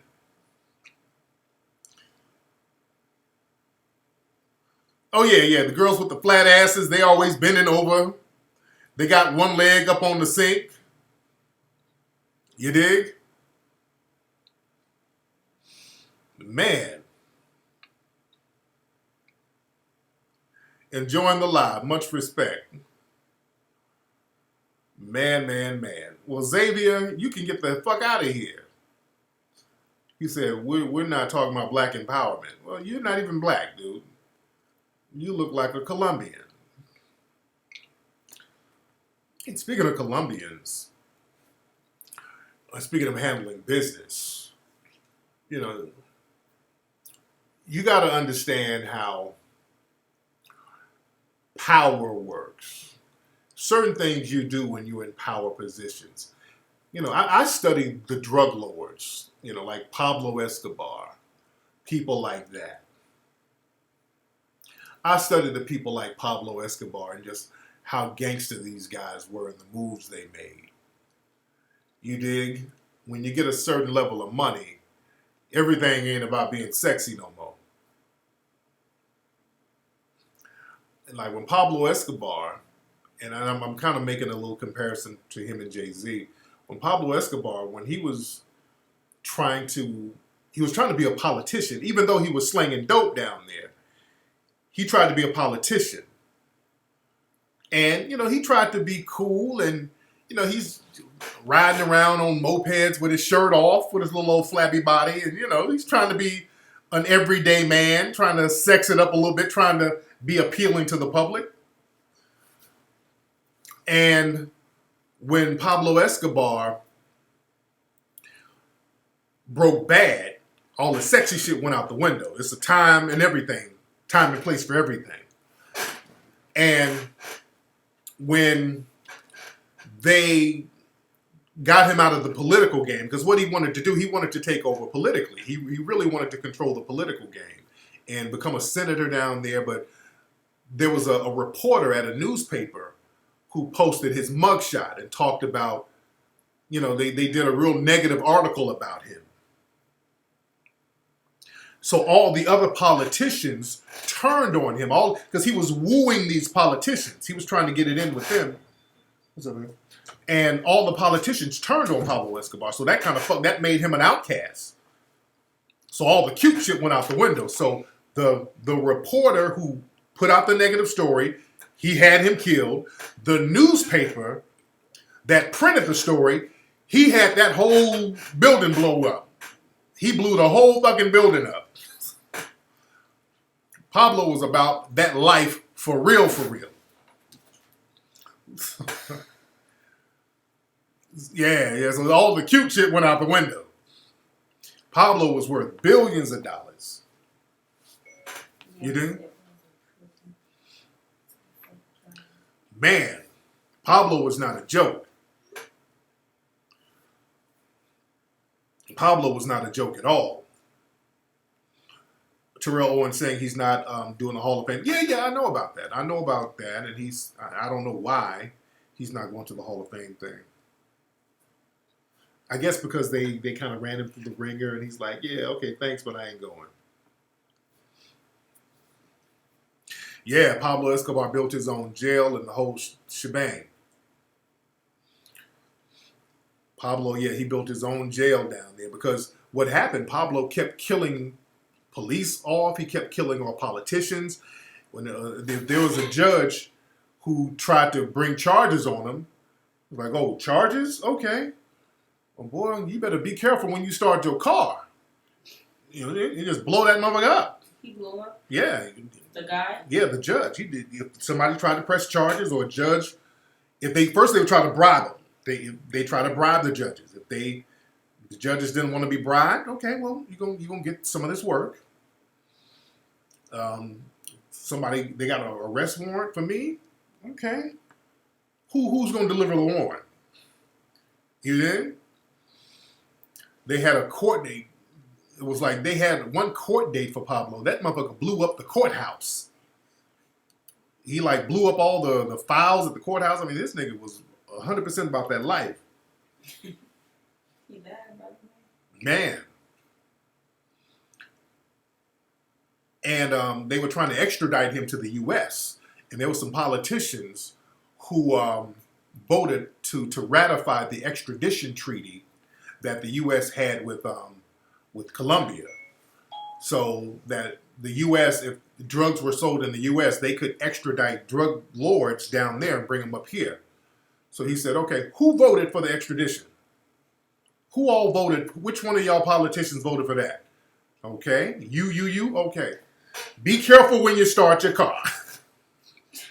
That's how he was getting down. You make a law that I don't like, be careful when you start your car. You did? He was hitting them heavy. Some of the producers got killed. Damn, I believe that. I believe that. Yeah, I believe that.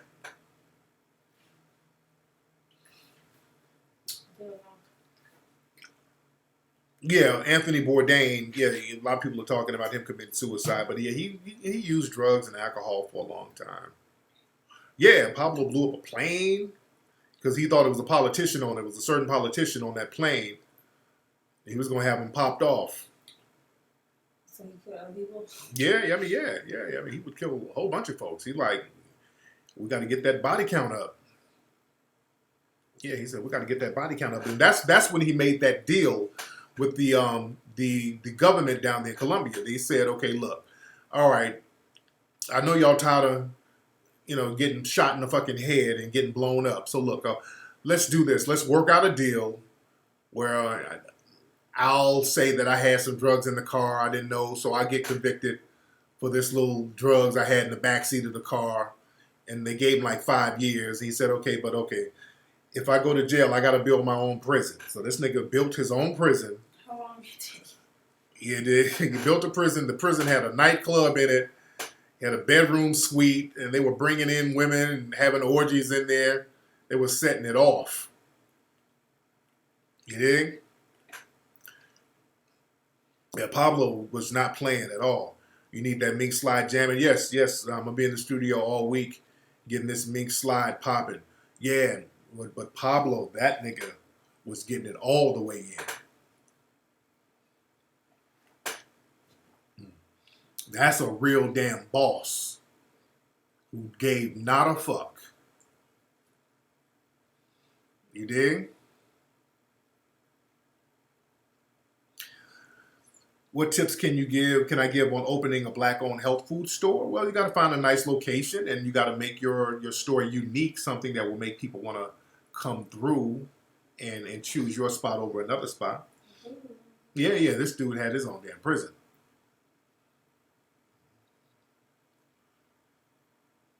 You had a wonderful time in Colombia. That's what's up. We went down to Costa Rica. It was real nice down there.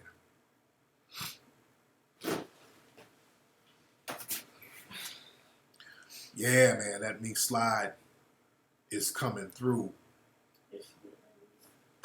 That Mink Slide is coming. Yeah, I'll be in the studio tomorrow and all week, getting all that popping. Where my keyboard players out here in LA? Where are my keyboard players? Because I'm always needing keyboard players. If you are a keyboard player and can really, really play, and you're in LA, y'all holla at me. Y'all holla at me. You dig?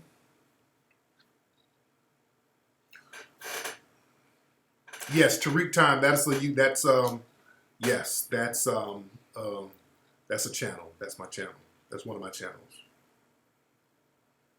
Why do these new age kids put all their dirt on Instagram Live? But look, a lot of these young cats, I don't know. The moves they make, I don't know what they do and why they do it. There was a damn shooting out here in LA in the Valley in North Hollywood yesterday. There was a house party in North Hollywood. And from what I understand, some cats from Compton rented out an Airbnb or something like that, and they had a house party, and some folks, the fuck y'all doing a drive-by in the Valley? Nobody got killed, fortunately, but like a whole bunch of folks got shot. Players, what y'all doing? Come on, family, what y'all doing? Really? Y'all know better than that. Shooting other black folks in drive-bys with all the shit that's going on out here. That's the last thing. Y'all gotta know better than that. So your wife loved Mink Slide. Yeah, we're gonna be doing the next video. The next video is gonna be for the single City Lights. We're gonna be doing that pretty soon. We're gonna be doing that pretty soon.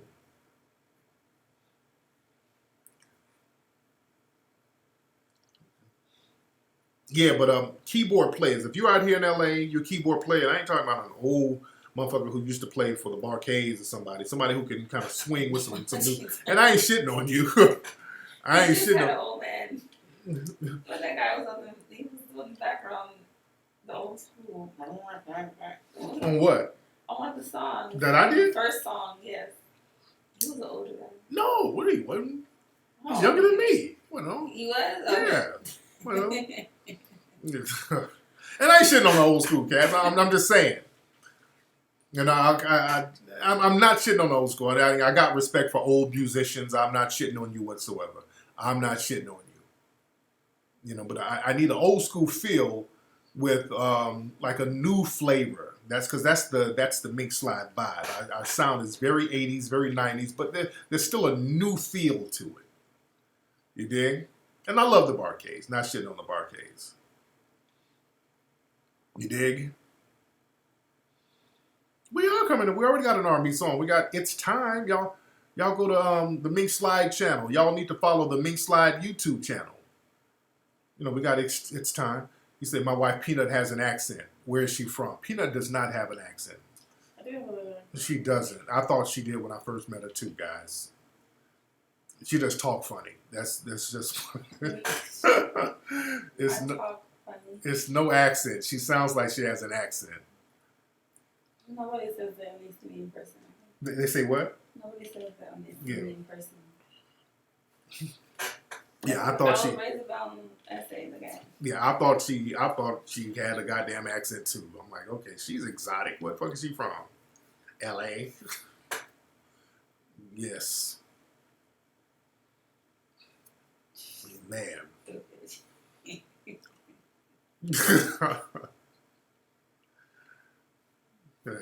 She has a Valley essay accent. Valley girl / essay. I don't know how to Valley girl. Okay, I know that. Man. Yeah, my baby girl's going to college. I had a long talk with Tariri last night. I had a talk with her, talking about what college. I'm not going to say because I don't want the white supremacy system. I ain't about to say it. Yeah, you did. But I can say my daughter went to Inglewood High School. What's funny, when these white supremacists, she just graduated, so I can say that now. She graduated, so she's good. But what's funny, when the white supremacists they were calling me, those white supremacists threatening to kidnap my daughter from school. They were like, yeah, we're going to fucking kidnap your fucking daughter, nigger. They were talking all that shit. And that's why I'm like, you know where my daughter goes to school? When's the last time you heard any motherfucker got kidnapped from Inglewood High? All right? I want to see that. You walk your ass up to Inglewood High talking about kidnapping somebody and watch what happens. You get your ass whooped by a 9th grader. You go up there talking about kidnapping some fucking body and watch what happens. Man.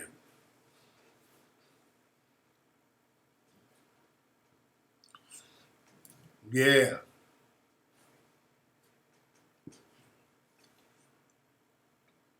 No, my daughter's cool. She's real mellow. Yeah, my daughter don't be on that rah-rah shit. My daughter don't be fighting like that. No. My daughter, she's real cool. My daughter is real mellow. She's real suave and cool. She don't be on that bullshit. Yeah, she don't. And you know, that's why, you know, I kind of wanted her to be down there because, see, she wanted to go to school out here in the valley.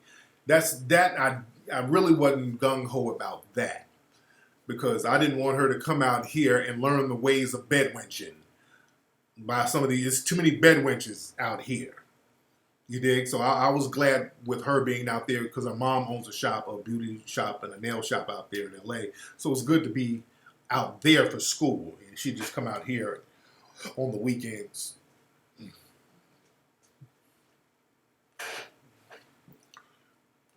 Yeah, the prom pic was beautiful. But the dude, that's just her friend. That's like her friend from school. He's just a cool guy. You know, that's her friend. She's dating another dude. You know, that was just her little homeboy right there. He was a good guy, by the way. She's dating another dude. So she's dating this little light-skinned I met him. I met him the other day. So, you dig? So, you know, she went to the prom with her little homeboy from school. You know, they were just on some friend thing. Yeah, the dude she went to the prom with, that's just a friend zone thing. No, the dude she's dating, they knew the dude. You know, she got a little tall, light-skinned nigga with a little swag. I tried to have a little swag on him. You dig?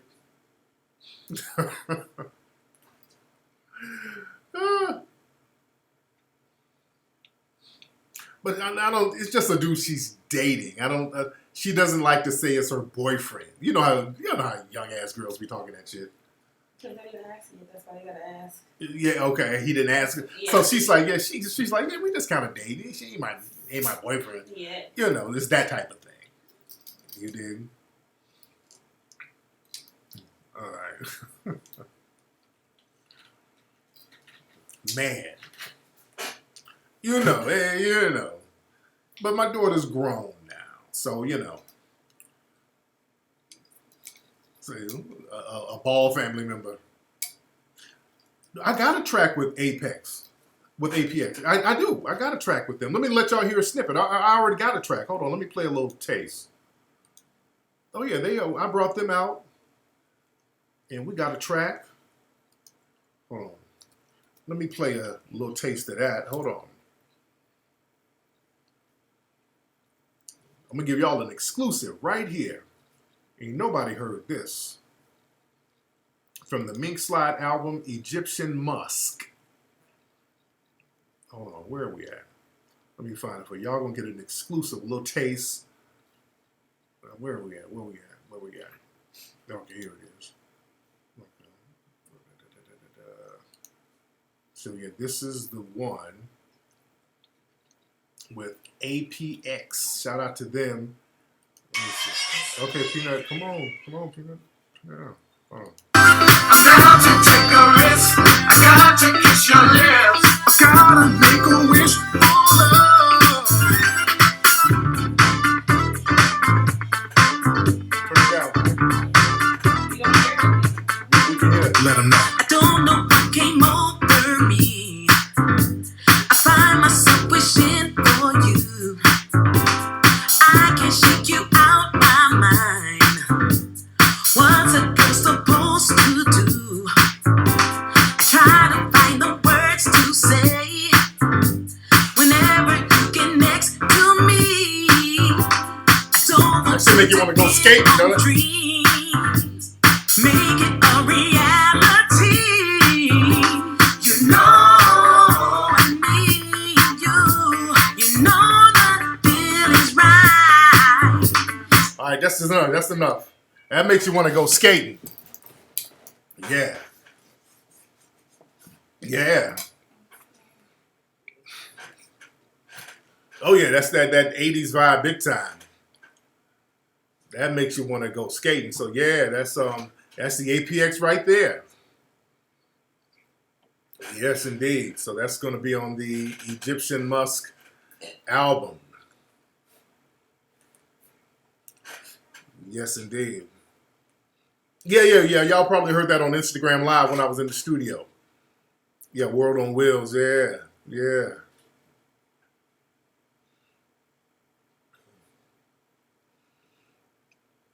Yeah, so we got a lot of old school up-tempo bangers like that. Yeah, it kind of had that Evelyn Champagne King vibe. That's that 80s vibe. A lot of that stuff has that 80s vibe. So we having a lot of fun with the record. Hold on, I'm trying to kill a fly. Hold on. I got every type of... God damn it, I missed his ass.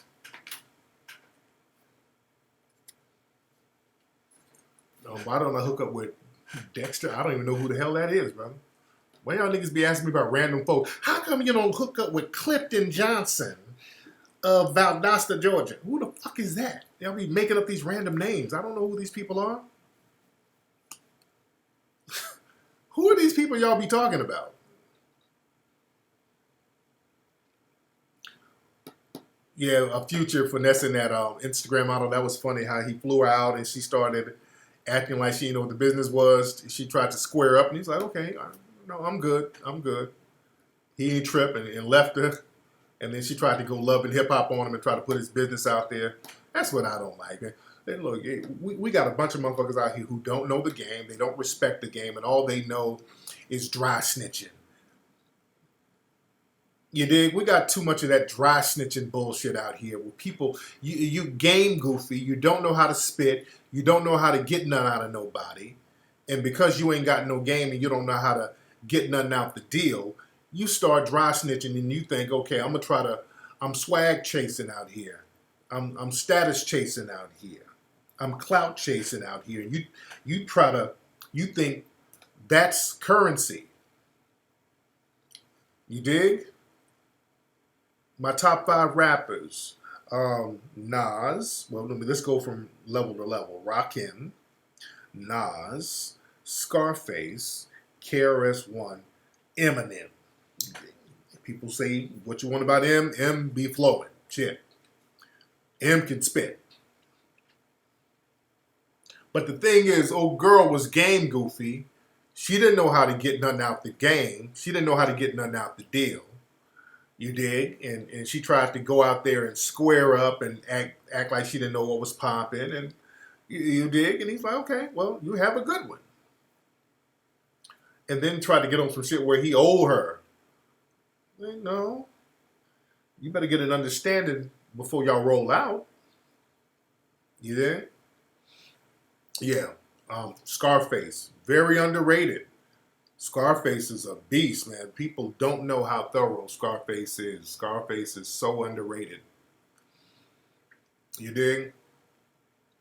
I think Scarface was going to be on the first Chronic record. I'm going to ask him about that. Next time I talk to him, I'm going to ask him about that. I think Scarface, because remember, understand this, and that reminds me of, who is this? You talk to my sister? Oh, this is my sister. My sister texted me. What's up? Everybody say what's up to my sister Tia, watching from Detroit. Everybody say what's up to my sis Tia from Detroit. But Redman is a beast too. Redman is a beast. Jadakiss, he's a beast. Jadakiss is a beast. But Scarface, consistently thorough. He's official, and again, I think he was supposed to be on the original Chronic record. They had Bushwick on there because, understand, my man Jay Prince, and I can't wait till Jay's book come out because I would like to see if he talks about, his influence on really Death Row. A lot of what Death Row got, they got it from Jay Prince, and this is just from the streets talking. And hopefully, I haven't read the book, but his book might talk about this, but just from the streets, Jay Prince was there in the early days of Death Row. Because remember, Jay Prince used to roll with people like Harry O and all these folks. From what I understand, I think Suge was Jay Prince's bodyguard. I think. I heard that. So Jay Prince was, and understand, Jay Prince was doing the record label thing years before Death Row. So a lot of people got the game from Jay Prince as far as independent hip-hop labels. Jay Prince was one of the first to do that. You dig? King, what? No, nobody's hating on Pop. What the fuck are you talking about? Cube, I will give Cube, yeah, because Cube was in my top 5. Cube was in my top 5. I put Cube as number 6. He's the 6th man.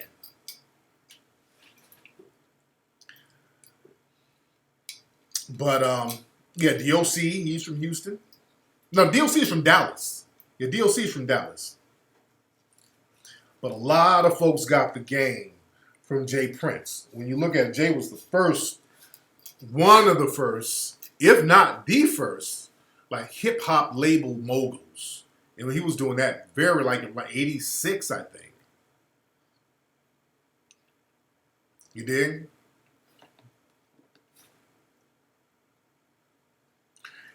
He gave Big Mike a solo album, so he stayed with Rap a lot. But Big Mike, from what I heard, there was a conflict going on with Jay Prince and Big Mike burned down one of Jay Prince's studios, and I think Big Mike went to jail over that shit.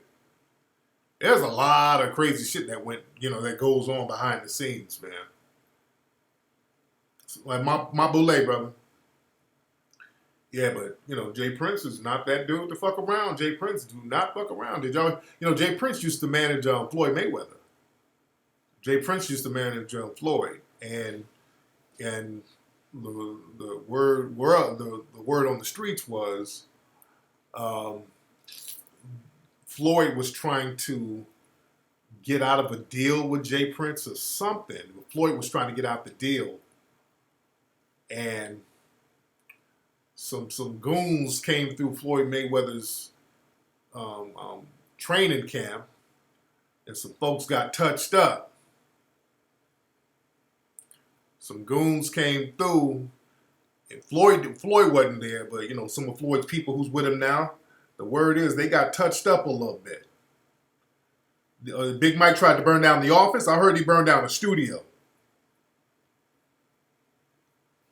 But yeah, some of Floyd Mayweather's people got touched up because they were kind of trying to fuck around with Jay Prince's paper. And Bob Arum, I think that's his name, he had to write a big ass check to Floyd. You dig? What didn't happen, Jay? Bob Arum got Floyd out that deal. Right. And he had to write him like, what, $600,000 or something like that?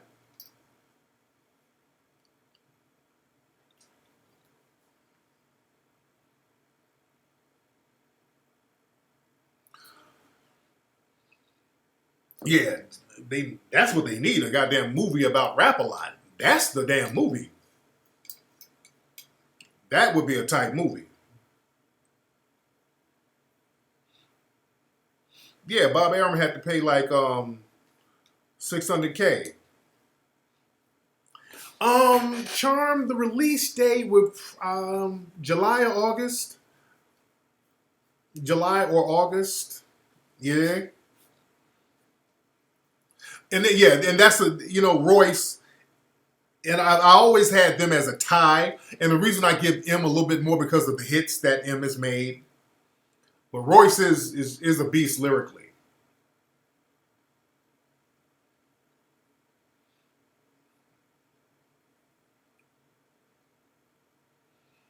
Man. Yeah. The DEA was trying to get at Jay Prince big time.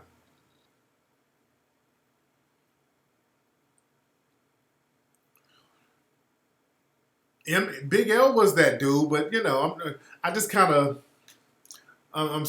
Big L didn't have that. He didn't have a long run, But Big L, he was a beast. Big L was a beast. So you got to factor in a lot of stuff when it comes to, who's a top five. And one thing, I just kind of, I base it off consistency.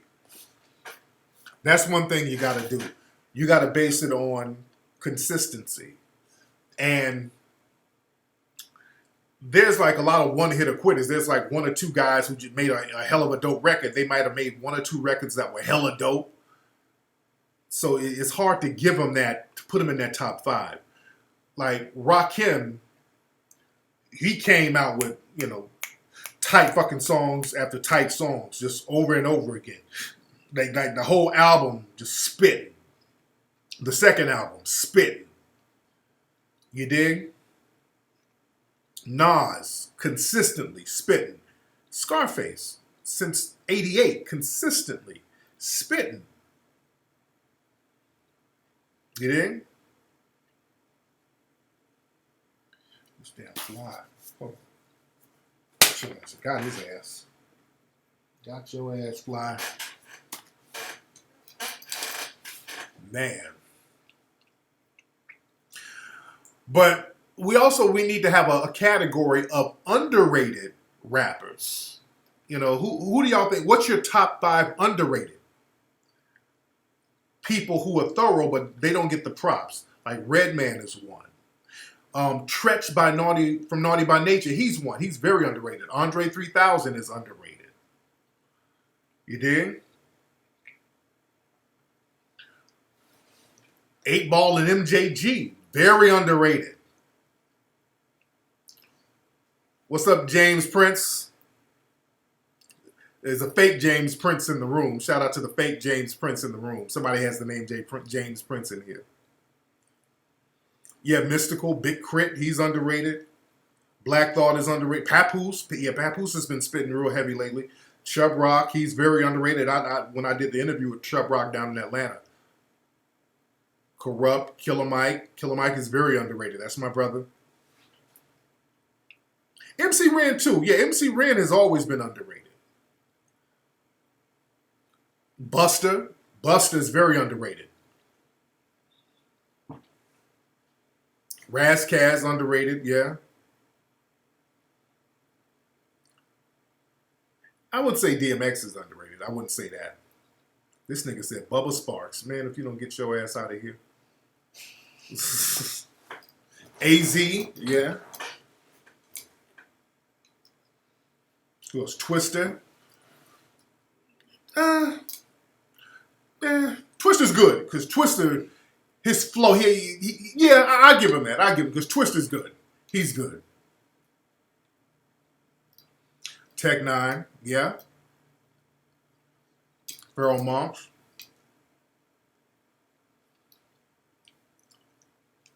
All right. Was it Jazzo? Ludacris, he's underrated. Luda's very thorough. Man, okay, so y'all just naming every rapper. Pastor Troy. Whatever happened to Lil Flip?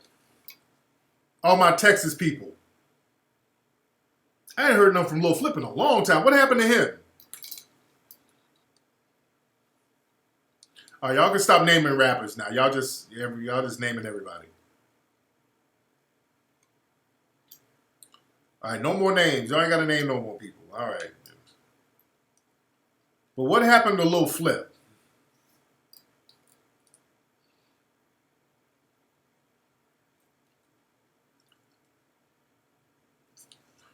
Yeah, that he fell off after the T.I. beef. Didn't Jay Prince kind of come in between them and that beef too? I heard Jay Prince kind of stepped in and kind of got him to get off that bullshit too. I know when T.I. and Lil Flip was going at it, but T.I. was getting in his ass. And T.I. is underrated too. I think T.I., people underestimate how T.I. can flow.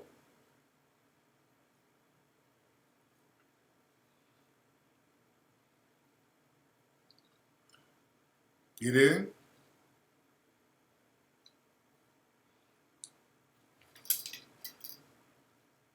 Say the K-Flex album was slept on. Well, that's why I'm doing the Mink Slide. You know, I'm doing that just to have a catalog. Because y'all know my old mixtapes, them shits be selling overseas for thousands of damn dollars. Yeah, my old mixtapes, the Wash Your Ass and all that shit I used to do in the 80s and 90s, man, I'd be looking at like German eBay sites and that shit be like $1,000 here and they be having my shit for like going for big paper. I'm like, damn. So let me get a catalog that I can really control because those are just some like loose bullshit ass songs we used to record back in the day and put them in the swap meet. And now because of who I am, these people get these things and they're collector's items now. You understand? So that's why I'm doing the Mink Slide thing because I want that to be a collector's item. You dig? I don't care how it does now, but I want that thing to be a collector's item. You dig? Nigga, why you bullshitting? The K-Flex mixtapes.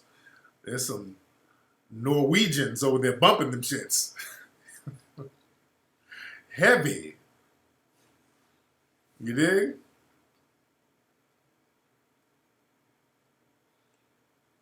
Man.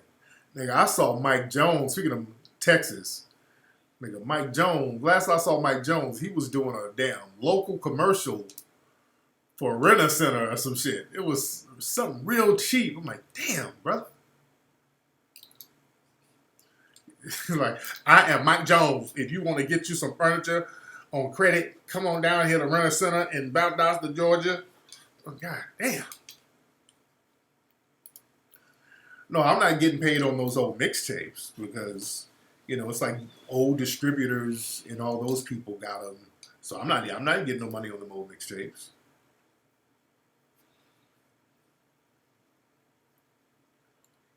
No, the movie Blow, it wasn't about Pablo. It was about George. I can't think of George's name, but the guy, it was about a guy. He met Pablo. You know, he did business with Pablo. You're thinking about moving to Houston. A lot of black folks are moving down there to Texas. There's a lot of opportunities down there for black people. Yes, I mean, just... You dig? Yeah, Crooked Eye is definitely underrated. What happened to Lil Kiki? That was Southside was my shit. Southside was the business. Blacks giving Republicans our vote. What's my thoughts on blacks giving Republicans our vote? Seem like Trump is ready to prove how bad Obama was. Dude, the Republicans, they haven't made any promises to us. And this whole thing about them criticizing Obama, don't let them fool you with that. All this stuff about, well, Obama didn't pardon this black person or that black person. Look, and like I said on my last show, if Obama had pardoned any black person, these same Republicans complaining would have cried bloody murder. They would have lost their damn minds. They would have lost their damn minds.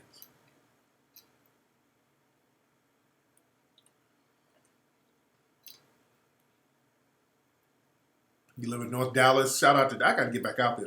Whenever, Dallas, whenever we do the movies, whenever we have the movies coming out, Dallas, for some reason, the movie theaters always sell out first in Dallas.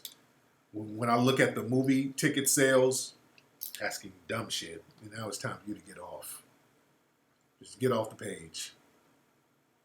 The live stream is off again. Okay, it's working right now. But I'm about to get off here because we're about to go watch 90 Day Fiancé. Are the boys sleeping? Mm-hmm. All right, y'all. I'm out of here. You dig? Yeah, it's about time for me to get up out of here. But I need y'all to go to, speaking of Mink Slide, go to minkslide.com. Get your Mink Slide shirts. Get ready for that album, Egyptian Musk, coming soon. I'll let y'all hear a little snippet of a song called Wish for Love, featuring me and the APX from down in Atlanta, funking the hell up. The next single is going to be City Lights from the Mink Slide album, Egyptian Musk, and the album is coming this summer. Shout out to Visit Black Houston, that's my brother. What's up, DJ Scrap Dirty? Shout out to my beautiful, wonderful mods. They were modding the room, very thorough, keeping the room. See, we got some thorough ass mods in the room. They make the room flow smooth. Get your 1804 DVDs. Go watch your movie 1804. Really study that movie. I really want y'all to study that. You dig? And I'm still working out the thought process behind Hidden Colors 5. Before I launch the announcement for that, I just got to get everything. I just got to, figure out everything I'm going to talk about. So that's going to be coming soon. I'll announce that. Right now, I'm in the spirit stage, because before I do movies, I got to get into a spiritual mindset. I got to get my mind prepared, because when I do these movies, I put everything into them. In Hidden Colors 5, there's so much anticipation for us to start doing it. So, we got to really come correct. So I got to open my mind up spiritually so that the ancestors can tell me what they want the world to know.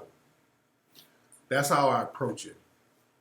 You heard Peanut yawning in the back. Peanut's always making some goddamn noise, ain't she? Peanut's always making noise in the back with that loud ass yawn, like a damn tiger at the zoo.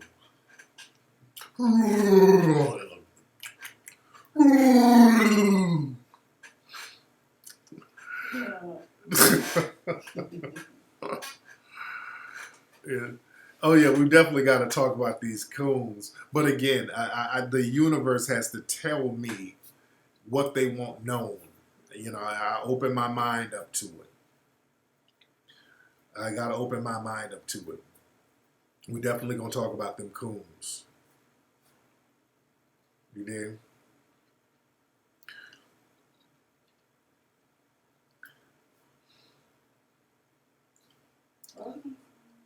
Yeah, we're going to definitely talk about the nutrition thing. We're going to talk about that. I'm going to talk about some of the stuff that Dr. Sebi brought to the table.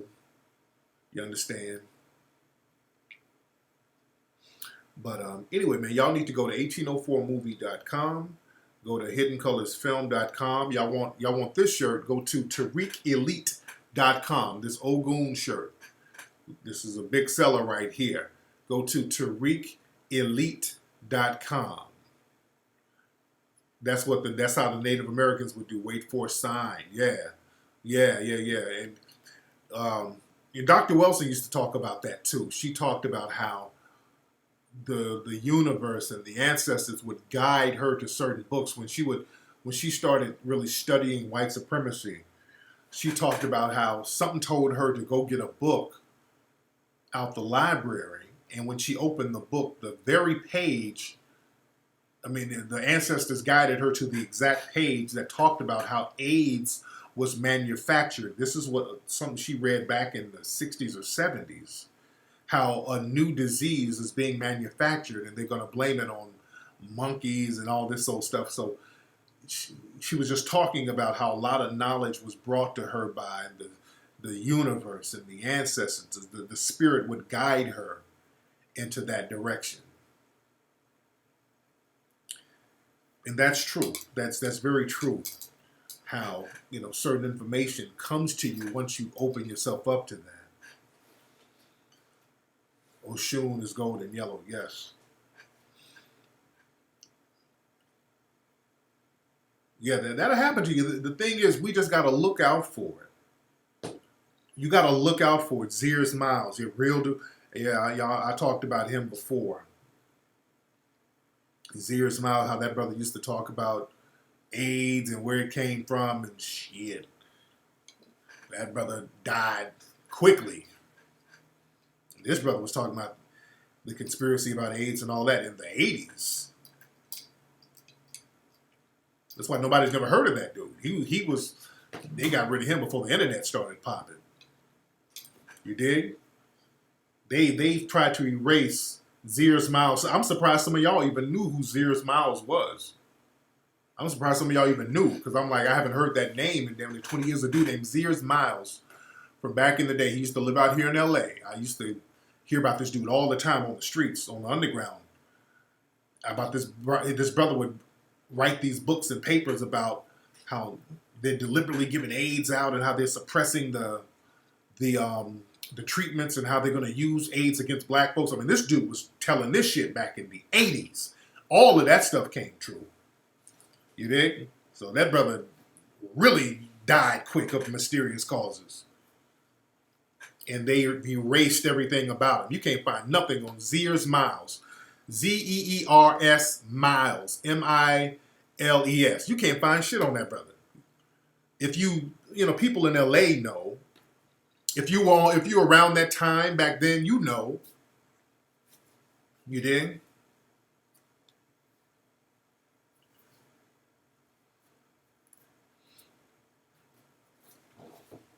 Is it Z-E-A? It's Z-E-A-R-S. Okay. I said Z-E-E-R-S. It's Z-E-A-R-S. My bad.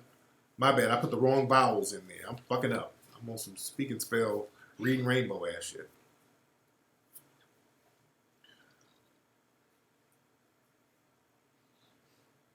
Yeah, this dude, Zeers Miles, this motherfucker would have so many damn receipts with the shit he was saying. This brother had just receipts out the damn ass. There's recordings of him on YouTube. Yeah. You might find some things on here on YouTube of him. You might find some things of him on YouTube.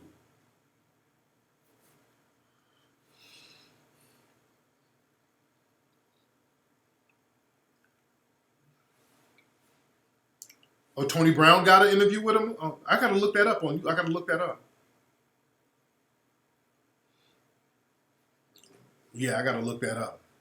Simply unique. You're not blocked because I can see you. And that's why it's important for us to kind of look out for folks who bring that truth. Because people like Zeers Miles, more folks should know about him. It's a shame this brother did so much thorough work. And, that's what the white supremacists do. They'll try to erase your ass. That's why I'm so vocal, so I can get the shit out there. I'm like, hey, here it is, here it is, here it is, here it is. You dig? Because back then you didn't have the internet. Where my LA people? Because I see I got some LA folks in here. Before the internet, how many of y'all remember the LA party line? The LA party line was the internet before the internet. I used to go on that. You used to go on that? Yeah. How many of y'all remember that? The LA party line. 976-7070. That was the number. That was different. You had a different. The one, y'all got to be old school from LA to remember that. It was 976-7070. You got to be old school than a motherfucker to remember that out here in LA. There was a jingle on K-Day. They had a jingle. They used to rap it. 976-7070. That's where we go. That's where we got to go. Back in the late 80s, early 90s. But our party line was cracking. Yep, they used to play that on Gate. 9767. That was the shit back in the day. You used to run your mama phone bill up calling that shit. I used to run my own phone bill up because I was out here by myself. Memphis had a party line there. Back then, the party lines were popping back in the 90s. Damn, I went to the 976 numbers. Yeah, that was the party line. As kids, there was no internet back then. Like 90, I'm talking about like 1990, 91 and all that. There was no internet. This was before AOL chat line. This was before the AOL chat line. That was the shit then, but we used to go to the 976-7070. That was the internet before the internet. You dig? And you'd meet some fine breezies on there too. Not as fine as this motherfucker sitting over here looking good as hell, but you would find some bad motherfuckers on there.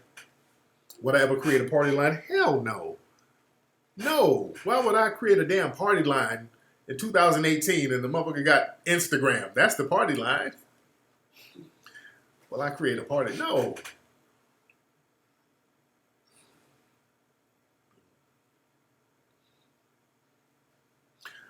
You say S. Lawton, you say you meet some fine dudes too? Oh, S. Lawton was giving up some of that party line booty. You dig? But no, I wouldn't start a party line. Well, you know what? They still they don't have party lines no more, but they got the sex lines. Y'all watch MTV late at night? They always got some little methed out looking chick. Hi. What are you doing? Why don't you call me? They got that. Y'all watch MTV late at night. They be having that. And then they'll go an extra mile to be a dude. And he's gay as hell, but he don't ever say he's gay. They got a male line. It's like they always real vague. It'd be some dude with his shirt off. Like, hey, I'm here lonely tonight. What y'all about to do? Why don't you call me on 1-900-HOT-BALLS? Because I need somebody to talk to. Maybe it could be you. It's a fake laugh.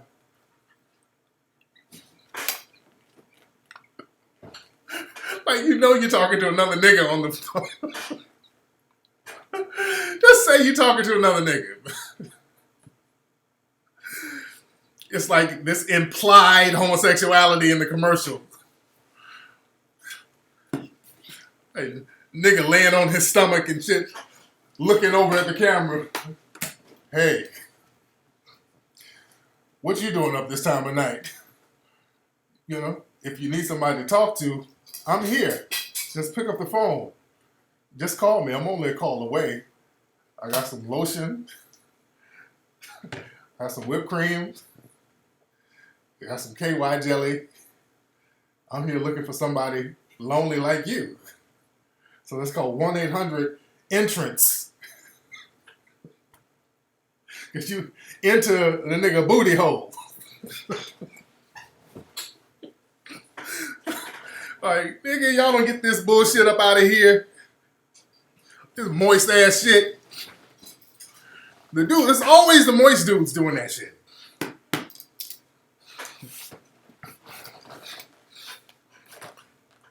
Man.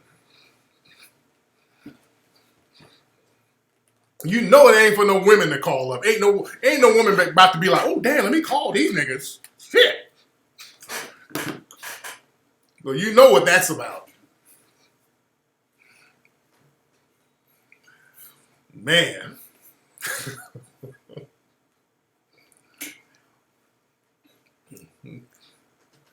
Lord. But anyway, man, let me get out of here. Man, y'all, again, go order your Ogun shirts.